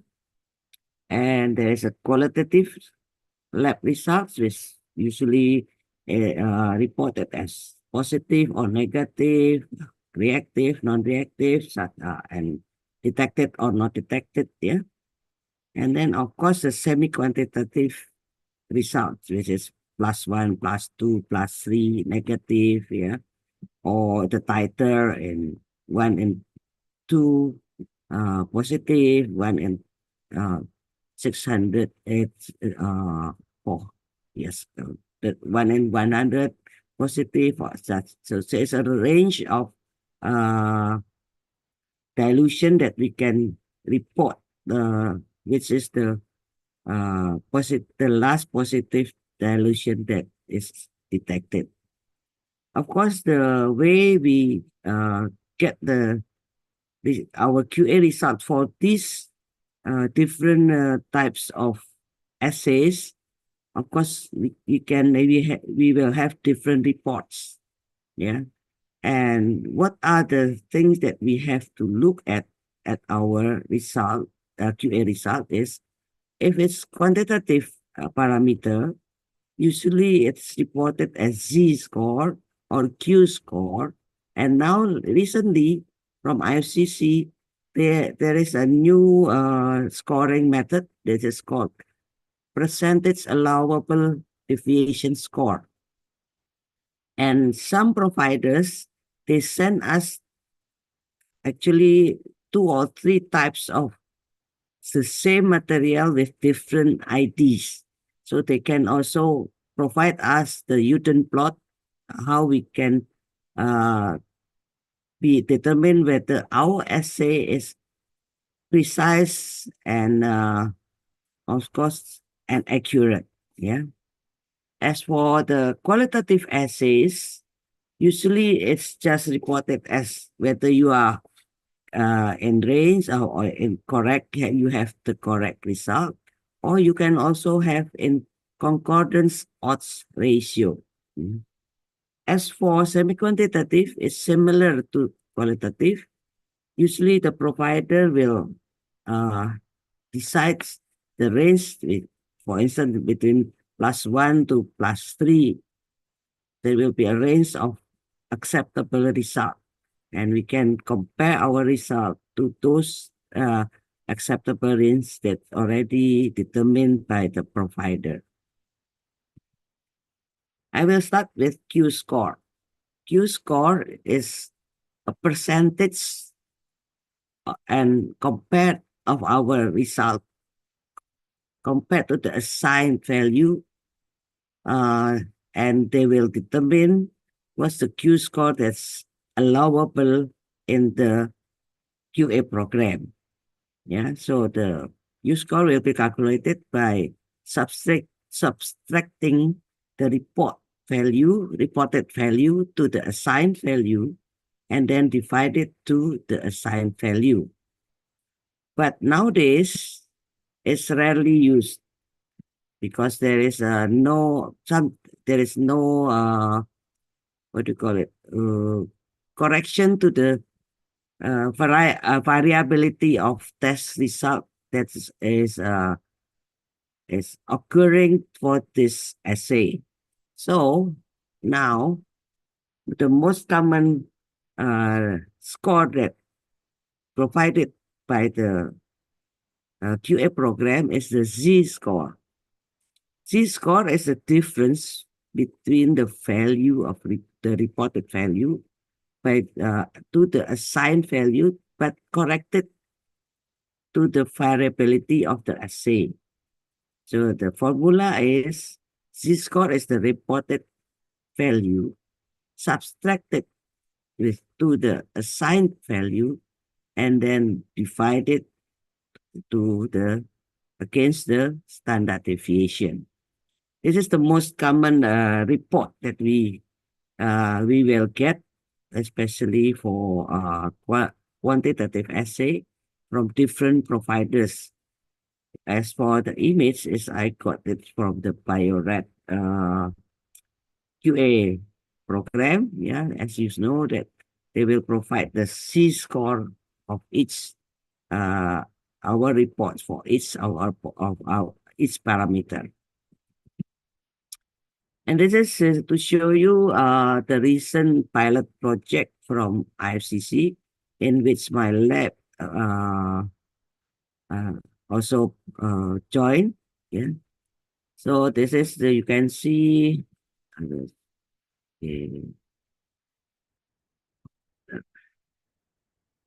As you see, this analyte, yeah, vitamin D, yeah, you can see this is the result that my lab has reported. This is the Z-score, and this is the mean result that assigned by the provider. The standard deviation, the CV, this is the method or the examination system, and this is the acceptable range. Yeah. And they will provide also the graph where is our Z-score against the median or the average. Yeah. So if it's within the acceptable range, then it will show here as green. Yeah. This is below the 1 standard deviation range. But if it's between 1 to 2 standard deviation range, then it will be colored yellow. And if it's more than 2 standard deviation range, then it will be colored red. This is from each month because we report except this time we miss 1 month because we are lacking of the reagent at the time. So as you can see, sometimes I got the yellow, sometimes I got the green, yeah. So we can also see how our performance from month to month, yeah. So at first, the first cycle, it will be only 1 point, but after certain months, then you can see your performance from between months. And now, sometimes they cannot provide the Z-score because the variation is too wide. So they have this new scoring system, which is called percentage allowable deviation score. Yeah, PAD score. This is the formula. Yeah. So this is the participants, the result subtracted to the target value and then divided to the evaluation limit and then times 100. So the report will be like this. This is the PAD. Yeah. It's not in Z-score, but it's in PAD score. Yeah. This is the acceptable range. This is my lab's result. And this is the mean of the whole assigned value. Okay, so as you see, I'm still get good result. Yeah. And then this is from my monthly PAD score. Yeah, as you see, it's still okay. But sometimes I also got some yellow here. Okay. So as long as you think that your lab is okay, you don't have to do anything. Yeah. But once it's red, it's a warning for you what's happening. You have to see your other data from your IQC or from other providers too. This is, for example, for creatinine. I got a yellow here. So I have to investigate why suddenly it's become yellow. Although I don't have to repeat all the lab result, lab test for the patients because it's still yellow. But this one is already red. Yeah. So I have to take action. Yeah. It's more than 100% over the PAD score. Okay. Sometimes the provider will send us actually the same sample with two different IDs. So they will check whether our precision and our accuracy is good using the Newton plot. Yeah. So there is a limit for 2SD and the 3SD of the result. Yeah. So they will plot, for instance, IDA actually is the same as IDB, the sample.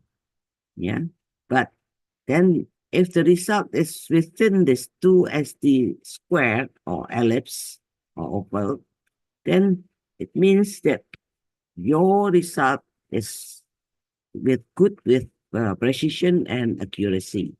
But once it's out the square of limit of 3SD, then you have to be careful. It means that the accuracy, the precision or the accuracy has some problem.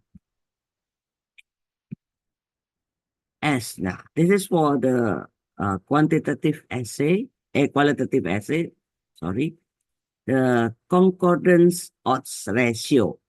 But usually this is only few providers will provide this ratio. So this is by calculated by multiplying the accordance to the 100 minus concordance divided to concordance multiplied by 100 minus accordance. What is accordance? What is concordance? Accordance is within laboratory agreement. So if you've got two specimens, actually the same specimen, and you test both and the result is okay, both are the same, then it means that it's accordant. But concordance is the result of different labs that agree with you. How many percentage is agreed to your result is agreed to the other labs. Yeah, so that's why it's a bit difficult because different reagents, different method, and this mostly are manually executed and manually also visually interpreted. So this score is sometimes makes you frustrated when you have received the result. That's why very few QA providers will use this one. Okay. After you got the result, of course, you have to interpret and then take actions. Sometimes taking action is not that easy, yeah, because you don't know where to start. There are two examples. This is in two examples. I know it's too small, but you can directly downloaded this form from Bioret and from NSS NICAS, which you can fill for each parameter that you are testing. So you can know where the mistakes might come from. Yeah. So you can check from the sample receipt, sample preparation, processing, reporting of results, your IQC, your calibration, your reagents, your instrument, and whether you retest the sample, and also what's the result of your ECAS.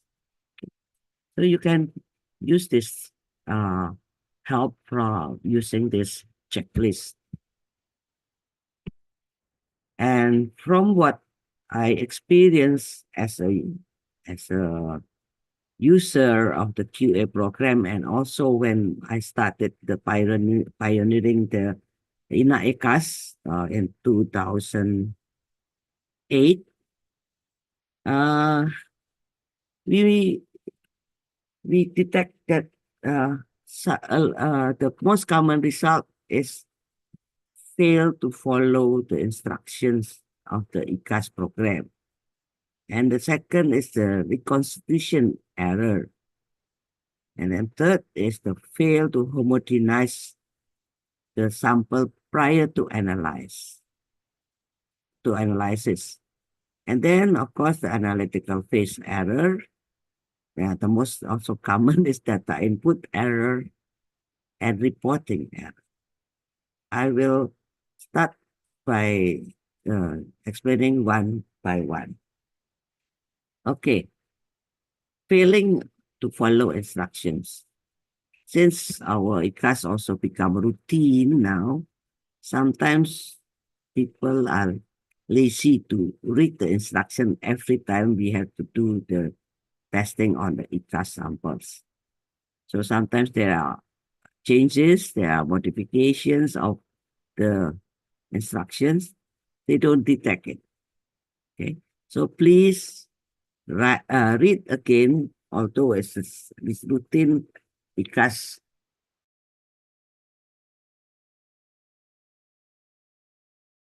ICAS material. And sometimes the one that keep the instructions is the head of the lab.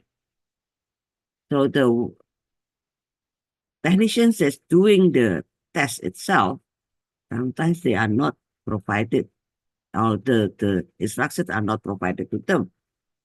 So they don't know that there is some changes, or there are some certain instructions that they have to follow. This reconstitution errors, they fail to use the proper diluent, especially if the material is lyophilized. Yeah, the type of pipette they are using, how they open the file cap of the QA material, how to do the pipetting, the tech, how to recap the file to get homogeneous and material, and how to mix. Also, sometimes they miss in this. I start with the type of diluent. You have to read in the instruction what are the diluent that is should be used to reconstitute the QA material. Is it distilled water, the ionized water, sterile or non-sterile water, or use saline? From my experience, sometimes, although we said that it should be deionized or distilled water, the quality of this waters from each lab might vary. That also might influence the result of the test. So one time in ICAS program, we provide the water for reconstitution. So the result will vary between labs due to the reconstitution material, yeah, with the diluent. So we have to think about those things also, where as a provider and also as a user of the QA program. Type of pipette. Now we are more using the semi-automatic pipette. We are less using the volumetric and graduated pipette. But actually, the gold standard should be we are using the volumetric pipette for the reconstitution, for delivering the diluent to reconstitute the material. Yeah. The second choice is the graduated pipette, but never use the semi-automatic pipette. Opening the files, as we know, some the lyophilized material can also attach to the cap, the rubber cap of the file. So when you are opening the file, you have to make sure that no material was lost during the opening of the cap, or as minimal as possible. That's why you have to have a good technique to opening it, so none of the granulated material will drop outside the file. The pipetting position, sometimes because we are using more of the semi-automatic pipette, we are forgetting about how to read the meniscus of the fluid to get the precise volume of the diluent. Yeah, so you need to have a good pipetting technique, the meniscus, the way you hold the pipette, it should be vertical, yeah, and how to deliver the content of the volumetric pipette, whether you have to blow it out or without blowing out. It depends on the type of the pipette. And we tend to forget to put the end of the pipette in such a way that it touches the wall of the file, yeah, because there is a adhesive force that needs to be put there to make sure that you deliver the correct volume from the pipette. Recapping. Recapping also you have to be careful because some material are still attached to the rubber cap. So make sure there's none of them drop. And then you recap and you mix. Mix such a way by inverting the file a few times and by avoiding bubbles developed during the mixing. Yeah. And make sure that all the material on the cap surface are reconstituted. Yeah.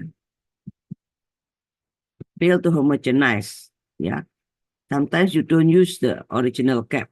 Yeah. You change to using other cap or using parafilm. So you might lose the material that is attached to the cap. Develop bubbles. If you develop bubbles during mixing, then some of the lyophilized material doesn't reconstitute very well. And you forget to rehomogenize again prior to analysis. Okay, the next is the analytical phase error. This is the same as our daily activity to test the sample. You fail on your calibration, controls, and providing the homogeneous specimen. So make sure that your system of examination has been calibrated, your controls are okay, and your specimen, including the QA specimen, are homogeneous. And then you validate the result using the control result that you have. Yeah? If you fail to validate, although it's out, then you still report the result, then you have problems later. Okay, data input errors. Sometimes you mix the sample ID because during for the QA program, usually you are receiving more than one specimen. You mix up in the sample ID. Putting in the test principle to the report, sometimes some people doesn't understand the difference between one method to the other. So they choose the wrong test principle, then they go into the different peer group that makes the interpretation, the QA result is out of your peer group's range. Putting in this decimal of your result. This is the most common if we, especially for the hematology, because usually the provider doesn't also already put the result is times 10 to the power of 3, or 10 to the power of 6, yeah, and they didn't see that. So for instance, platelets, it should be the number times 10 to the power of 3. But their result is 150,000. So they should only input 150 because it's the result is already 2 to the power 10 or to the power of 3. But sometimes they forgot, they still put there 150,000. Yeah. Okay, so of course the result is out because of just data input errors.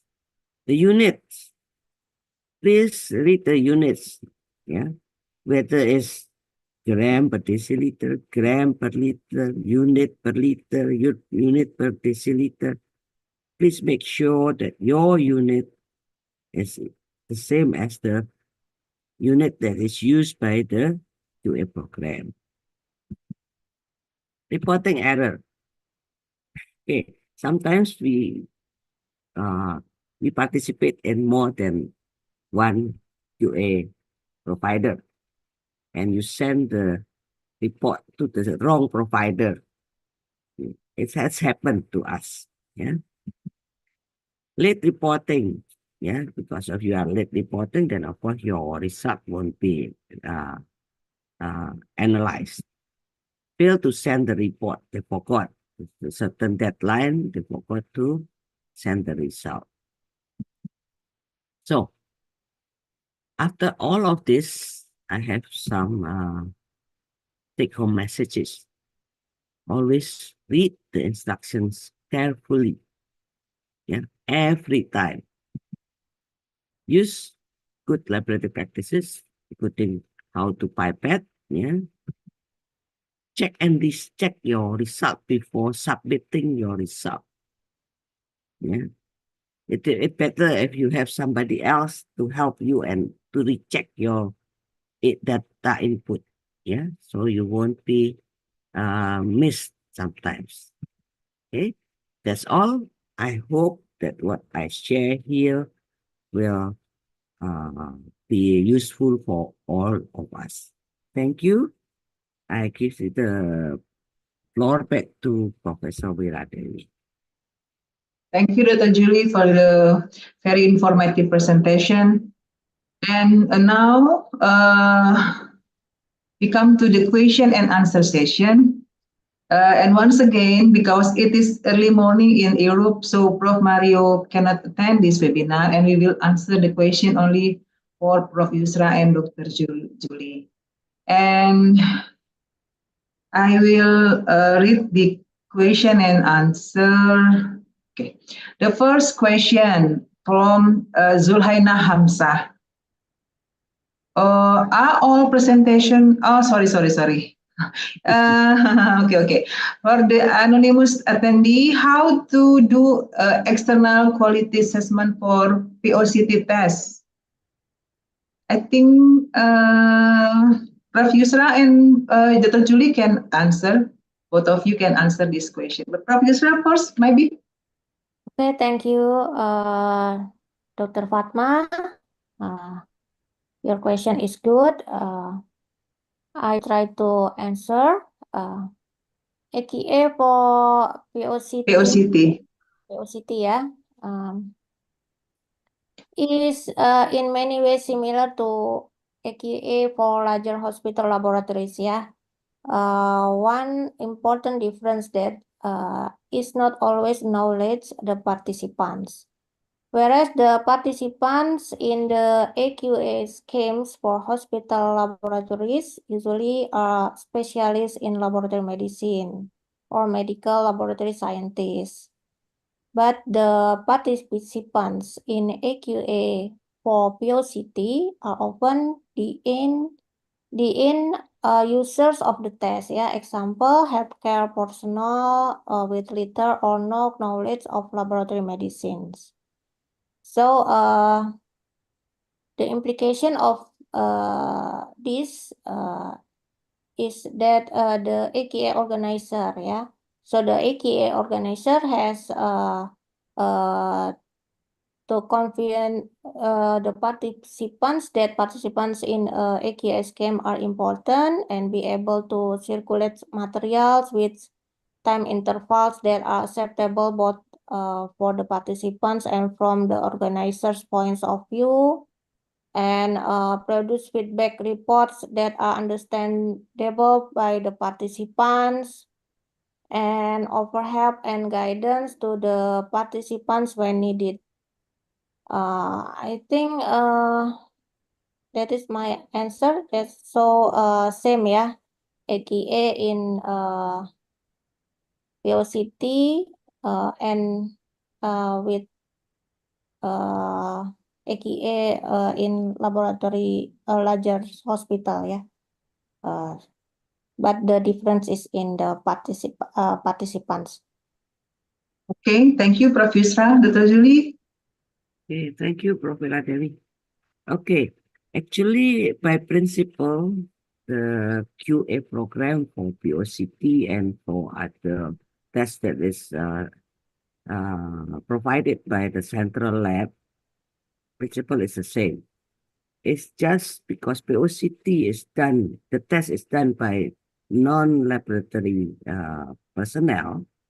So of course, it should be also same as the daily testing of POCT. So the control material, the QA material should be sent to those who is doing the test.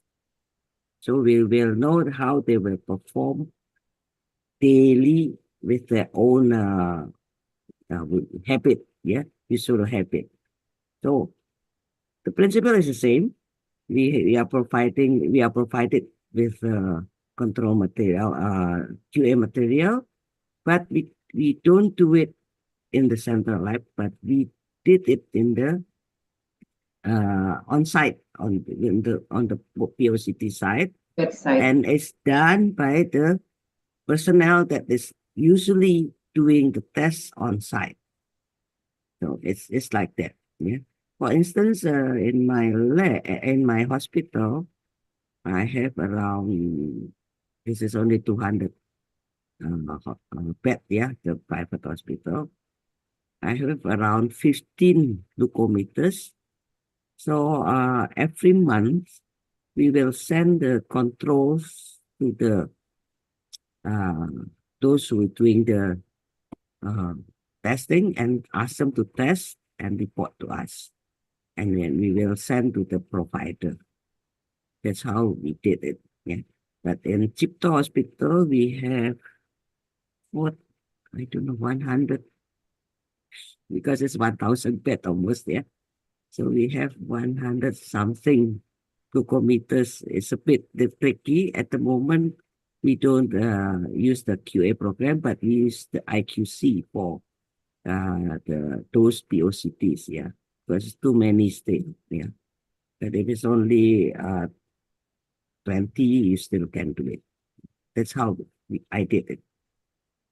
And one more, I think INAICAS already provide the QC for glucose meter, yeah. Yeah. POCT for glucosa. Okay, thank you, Prof. Yusra, Dr. Julie. So I will answer for the first question from Sulhainan. The presentation can be downloaded at the Pelataran Sehat. So you can take the presentation at the Pelataran Sehat. Okay.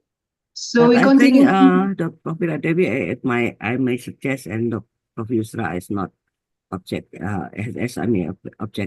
for this. We can provide the PDF of our presentation actually and email to, because not all Indonesian, so we have Okay. participants Okay. from outside of Indonesia. But I think we can send the PDF of our presentation to all the participants also. Okay, maybe the secretary can help to send the PDF of presentation from the Professor and Dr. Juliet for all of participants. Okay, thank you. And the next question from Fatmawati. My name is Dr. Fatma from Awal Bros Hospital, Pekanbaru, Riau. I want to give a question to Prof. Yusra. What the criteria that we can use to choose a laboratory reference to perform a proficiency test, and what are the standards we use to choose between many laboratory reference in Indonesia? Is ISO accreditation is needed? Thank you. Please, Dr. Yusra. Thank you, Dr. Fatma, for your question. I try to answer. Of course, yeah, to choose a laboratory reference is one that can be trusted, yeah. One of which is marked by being accredited.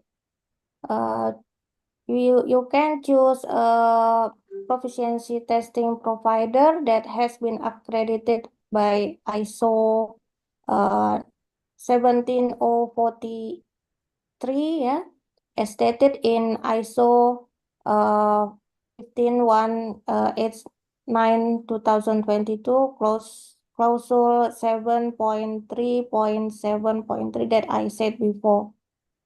One of the PT providers that has been accredited ISO 17043 is INAICAS, yeah. So you can choose provider from INAICAS to participate in AQA. Thank you. Okay, thank you, Prof. Yusra. And we move to the other question from anonymous attendee. In regards to CRM, can you give an idea or describe how to a material can classified as a certified reference material, and who or what kinds of labs are allowed to provide CRM material? Can we make our own CRM material? Thank you. Prof. Yusra and Dr. Yuli maybe can answer this question. CRM is a certified reference material, right? It can use to controls or standard, yeah, used to check the quality and meteorological traceability of product, to validate analytical measurement methods, or for calibration of instrument. So this is maybe we can make ourselves the CRM from the through material, ya, apa murni, ya, material murni, apa ya bahasa Inggrisnya, The pure, ya, primary material. primary material, ya, but to certified maybe the institution that certified, yeah, can declare this CRM, but I don't know where the I don't have experience about that. Maybe Dr. Yuli can answer. Okay. Yes, for the certification is a bit difficult. If you are using the commercial material, which is already accredited and you have traceability to the primary standards, you can use that. You can use either the assayed material or unassayed material. Yeah. It should be provided or produced by institution, a lab or institution that is accredited and certified to produce that. But it's not that simple for serology. Because if you are buying from other countries, other providers, it's not from your own country specimen, sometimes the performance might be different from day-to-day testing of patient sample. So for serology, usually we use our local specimen, which we collect in large volume, and then we can either pool, or it depends on the parameter. You can pool or you cannot. You can also use individuals, yeah, because some parameters, for instance, SPS, AG, and anti-SPS, you cannot pool because it might interact with each other. So as long as you can have the material in enough volume for all the participants, you can provide your own, as long as you do the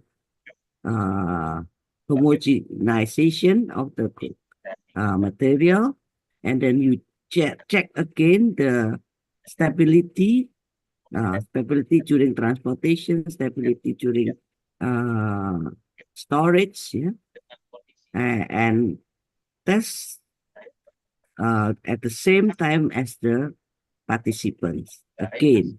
So you have to have a gold standard to determine the status of each material. Yeah.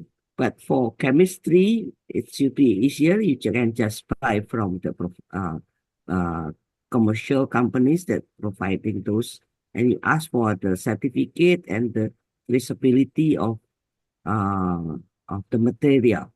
Also for hematology, but for serology, it's a bit difficult. Yeah, you have to provide yourself. I was trained to make the material in Australia for serology. Thank you. Okay, thank you, Prof. Yusra and Dr. Jolie. And we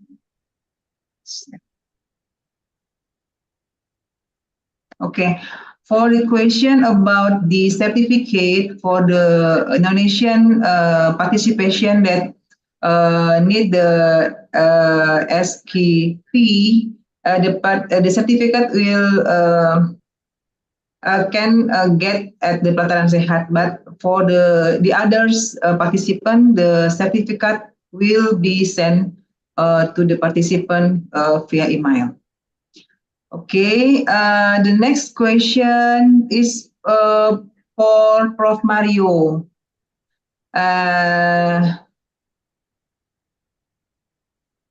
If we accreditation ISO 15189, what parameter that we choose for external quality assessment? Yusra, Dr. Julie will answer the question. I try, yeah. Okay. That I explained before in clause 7.3.7.3 of ISO 15189/2020. It explained that the laboratory shall monitor the performance of its examination method. Thus, all types of examination or parameters in the lab are subject of AQA. If an AQA program is not available for particular parameter, you can choose other alternative. The alternative can already stated in point F, yeah, clause 7.3.7.3, yeah, such as exchanging samples with other labs, etc.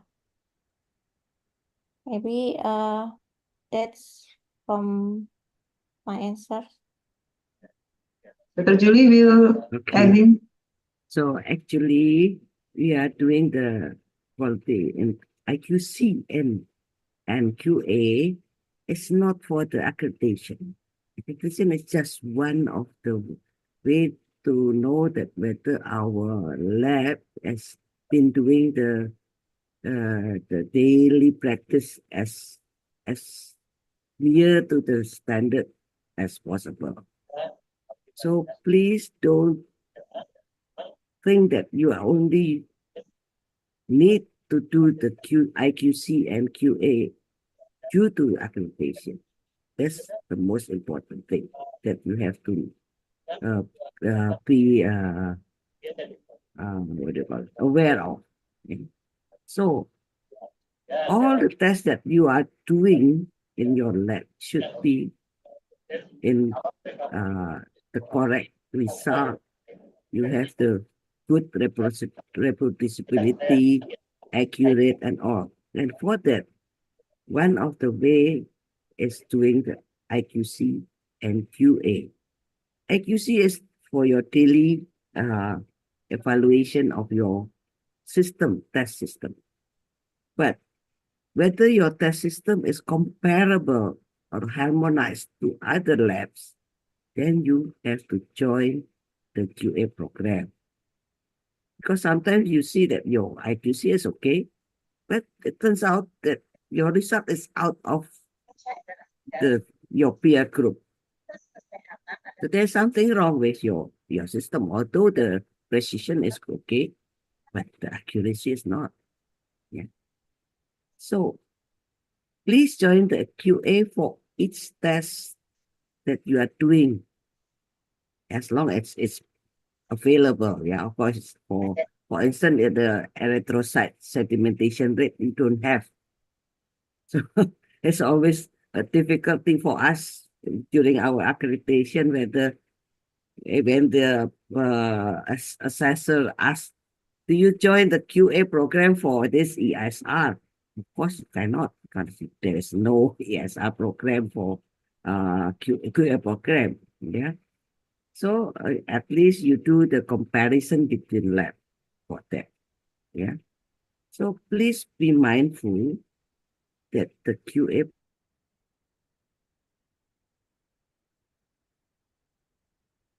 the good result to all your customers, yeah, your doctors, your patients, yeah.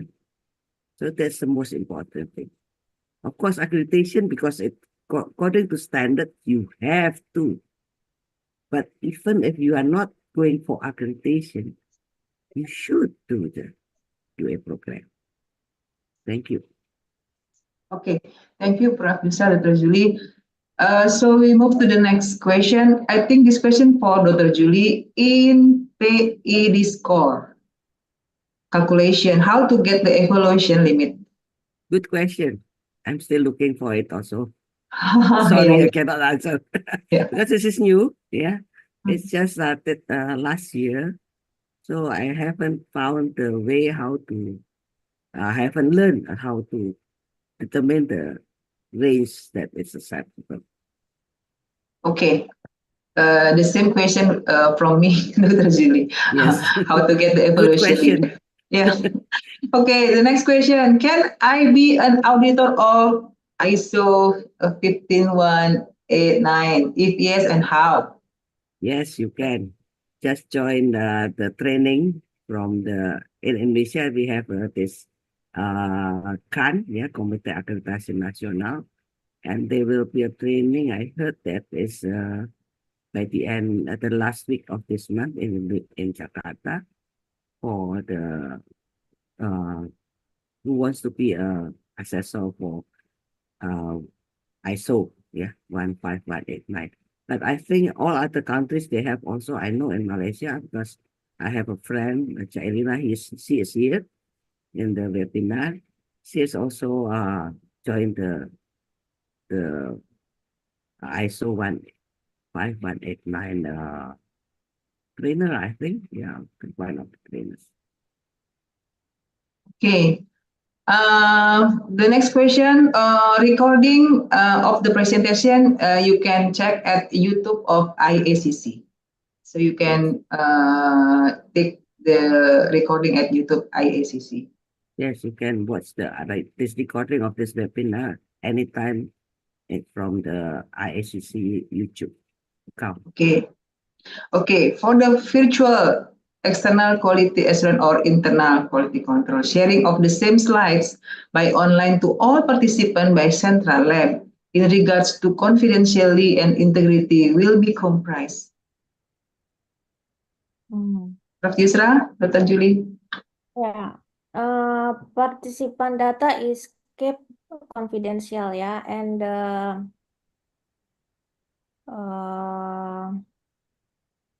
the service provider also state that they will maintain the confidentiality and integrity of the participant data, yeah. So they must be kept the confidential data for their participant, yeah. Okay, Dr. Julie will add the answer. I'm not sure about the question itself. Whether the question was concerned about the confidentiality of the patient, that the slide was the original of which origin of the patient, which the slides was used as a QA program. Is that the question? Or the result of each QA participant? For what I know, for the QA program, we use the patient's slides, yes. But we never Use the name provide or the identity. name, the identity of the patient. It's just the case, so the symptoms, and then the result, and then the slide itself, and after that, the participants should do the interpretation and send to the provider the interpretation, and from that, we will the provider will analyze and score your interpretation, but the score of your interpretation will be sent to each individual participant. So the one that is shared is only the statistics. For instance, the good one, how many labs, the near miss, how many labs, that's all. But with whether your data, your labs data is shared to the other participant is not, we are not doing that. So it will be confidential to you and your lab only. Okay, we move to the next question. Is there any position name for ISO 15189 in hospitals? What are the qualification or license to get this position? Oh, Maybe I'm not sure. Yeah, I'm not sure about the register question. your hospital, yeah, to yeah, the Is National it? Accreditation Commission, ya, or in Oh, Indonesia no. yeah, KAN, ya, Komite yeah. Akreditasi Nasional. Akreditasi. Is it the one that in charge in your lab, hospital lab, I think? So if you want to have somebody in charge of the QA or accreditation or whatever, doing the quality, we have the quality quality manager. Yeah, quality manager actually from the hospital, but we have also from the lab. So it's quality QMR, the quality manager representatives. So each unit of the hospital has their own QMR, and that this person is as whoever, it doesn't have to have a qualification except for they understand about the quality and what are the things that will be done and how to report to your superior, how to remind, and how to get together for all the personnel that will involve in the quality of your service. So you have the QMR of each unit besides the quality manager from the hospital. Yeah, I think it can be a clinical pathology specialist or senior. It can be also a senior technician. Senior technician. Yes. Senior For technician. mine is mine is a technician, yeah. So and then also the quality manager in the hospital itself. It's not to be medical profession. It has to be it can be a statistician, it can be a nurse, it can be a technician, whatever, as long as they are trained on the quality aspects. Okay. The last question, how do you perform external quality assessment for, I think this is the antibody of dengue and NS1. Maybe the question for both of Prof. Yusra and Dr. Julie, the experience for do the quality, external quality assurance for dengue and antibody dengue and NS1. Yeah, Mm. as I know, I don't know, yeah, the provider to provide the NS1 or the HF antibody, yeah, control to AKA. But if we don't have the provider, maybe you can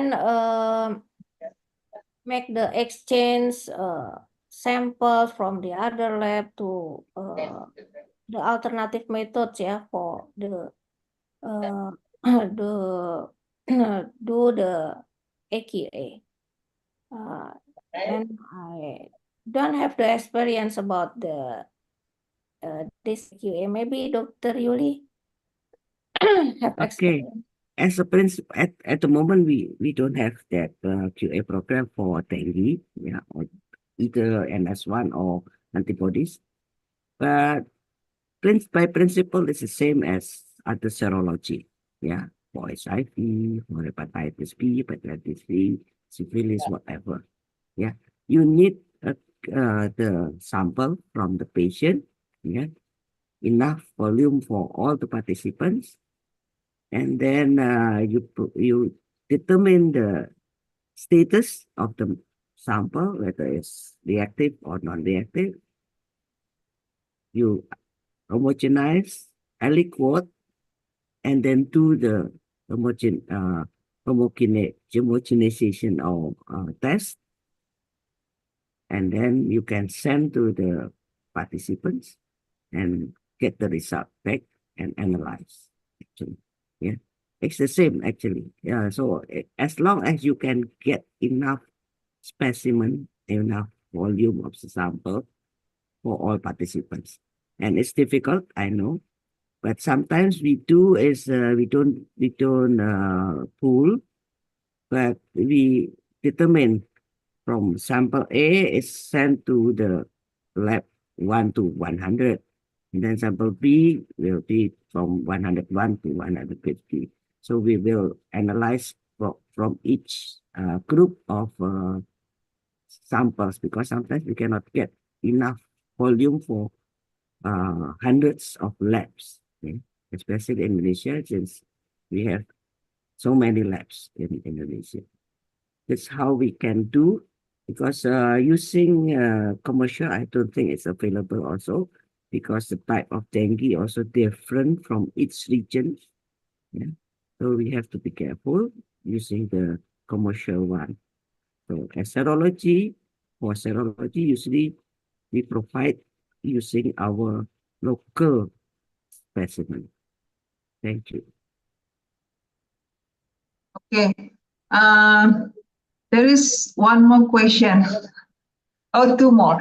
Is there an institute that offers recognized training in terms of this ISO standard? I think Kan already, Dr. Julie and Prof. already offer the Kan Komite Accreditation Nasional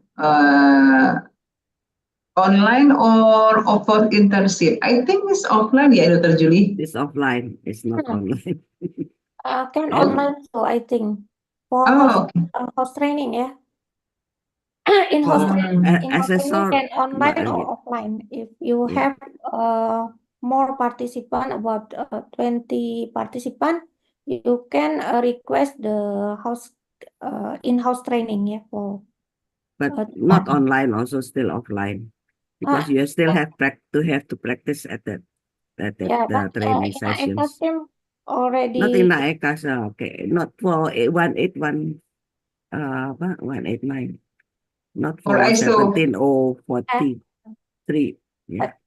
but if we register to CAN, they will give us a choice, in-house training, offline or online, as depend on you, yeah. That's for the participant, not for the assessor. Yeah. Yeah, for the assessor, you have to be offline because you have to practice. Yeah. And how to report, write the report. Also, there's standards. So for the participants, yes, you have the candidate for the accreditation is you have online training, but for the assessors, no, you have to have offline training. Okay, can you send us the ISO standard document alongside with the certificate? Sorry, sorry, we are only allowed to get the documents unless you are, if you are an assessor or you are already registered as you are applying for accreditation, then you can get the standards. Yeah, I If think not, same you have, with the other. actually you can buy online from ISO direct. So, yeah, but you have to buy still. Okay, I don't understand, but the last question, the concordance in lab error depend. Sorry. I think the participant not yet. It's about the accordance and concordance. The COOT, the concordance odds ratio, yeah. I think. Yeah, I think. So the term concordance is whether your result and other labs result is the same. It's concordant. But accordance, if you retest your sample in your own lab with the same system, the result is the same. The intra-lab and inter-lab. Concordance is inter-lab, but accordance is intra-lab. Yeah. Okay, I think we already answered all of the question, and we finally come to the end of this webinar series that held by the IACC in conjunction with APFCB and supported by SNIPE. And before I close this session, I would like to make the conclusion for this webinar. First, external quality assessment must not be seen as either an alternative or a competitor of internal quality control. Both are essential tools for a clinical laboratory, and external quality assessment permits a comparison for quality between laboratories and thus describes the state of the art for that area of laboratory work and compassed by the external quality assurance program. And the type of proficiency testing scheme is that are proficiency testing, rechecking testing, on-site evaluation, and other. And external quality assessment is not only for analytical phase, that also for pre-analytical and post-analytical phase. And how does external quality assessment or proficiency testing provide the laboratory performance is based on the type of external quality assessment program, the category of external quality assessment or proficiency testing, in particular if they use a target or consensus value, and if they use commutable or non-commutable materials, and based on analytical performance specification and the evaluation of only analytical or even extra analytical phase. And for the interpretation of the external quality assessment result, we can use Z score, percentage allowable deviation or PAD score, and concordant odds ratio or COR. And we have to remember the mistakes, the common mistakes or errors in the external quality assessment is fail to follow the instruction, fail in reconstitution the material, fail to homogenize prior to analysis, analytical phase error, data input error, and reporting error. I think that's all of the conclusion of this webinar. And I would like to thanks to the speakers for the informative and interesting presentation. And thanks to all of the participants for active participation. Should we take the photo? Who will take the photo? Chepi? Dr. Tirsa, Dr. Yani, you Okay, can Prof. on the camera because we will take a photo session if can.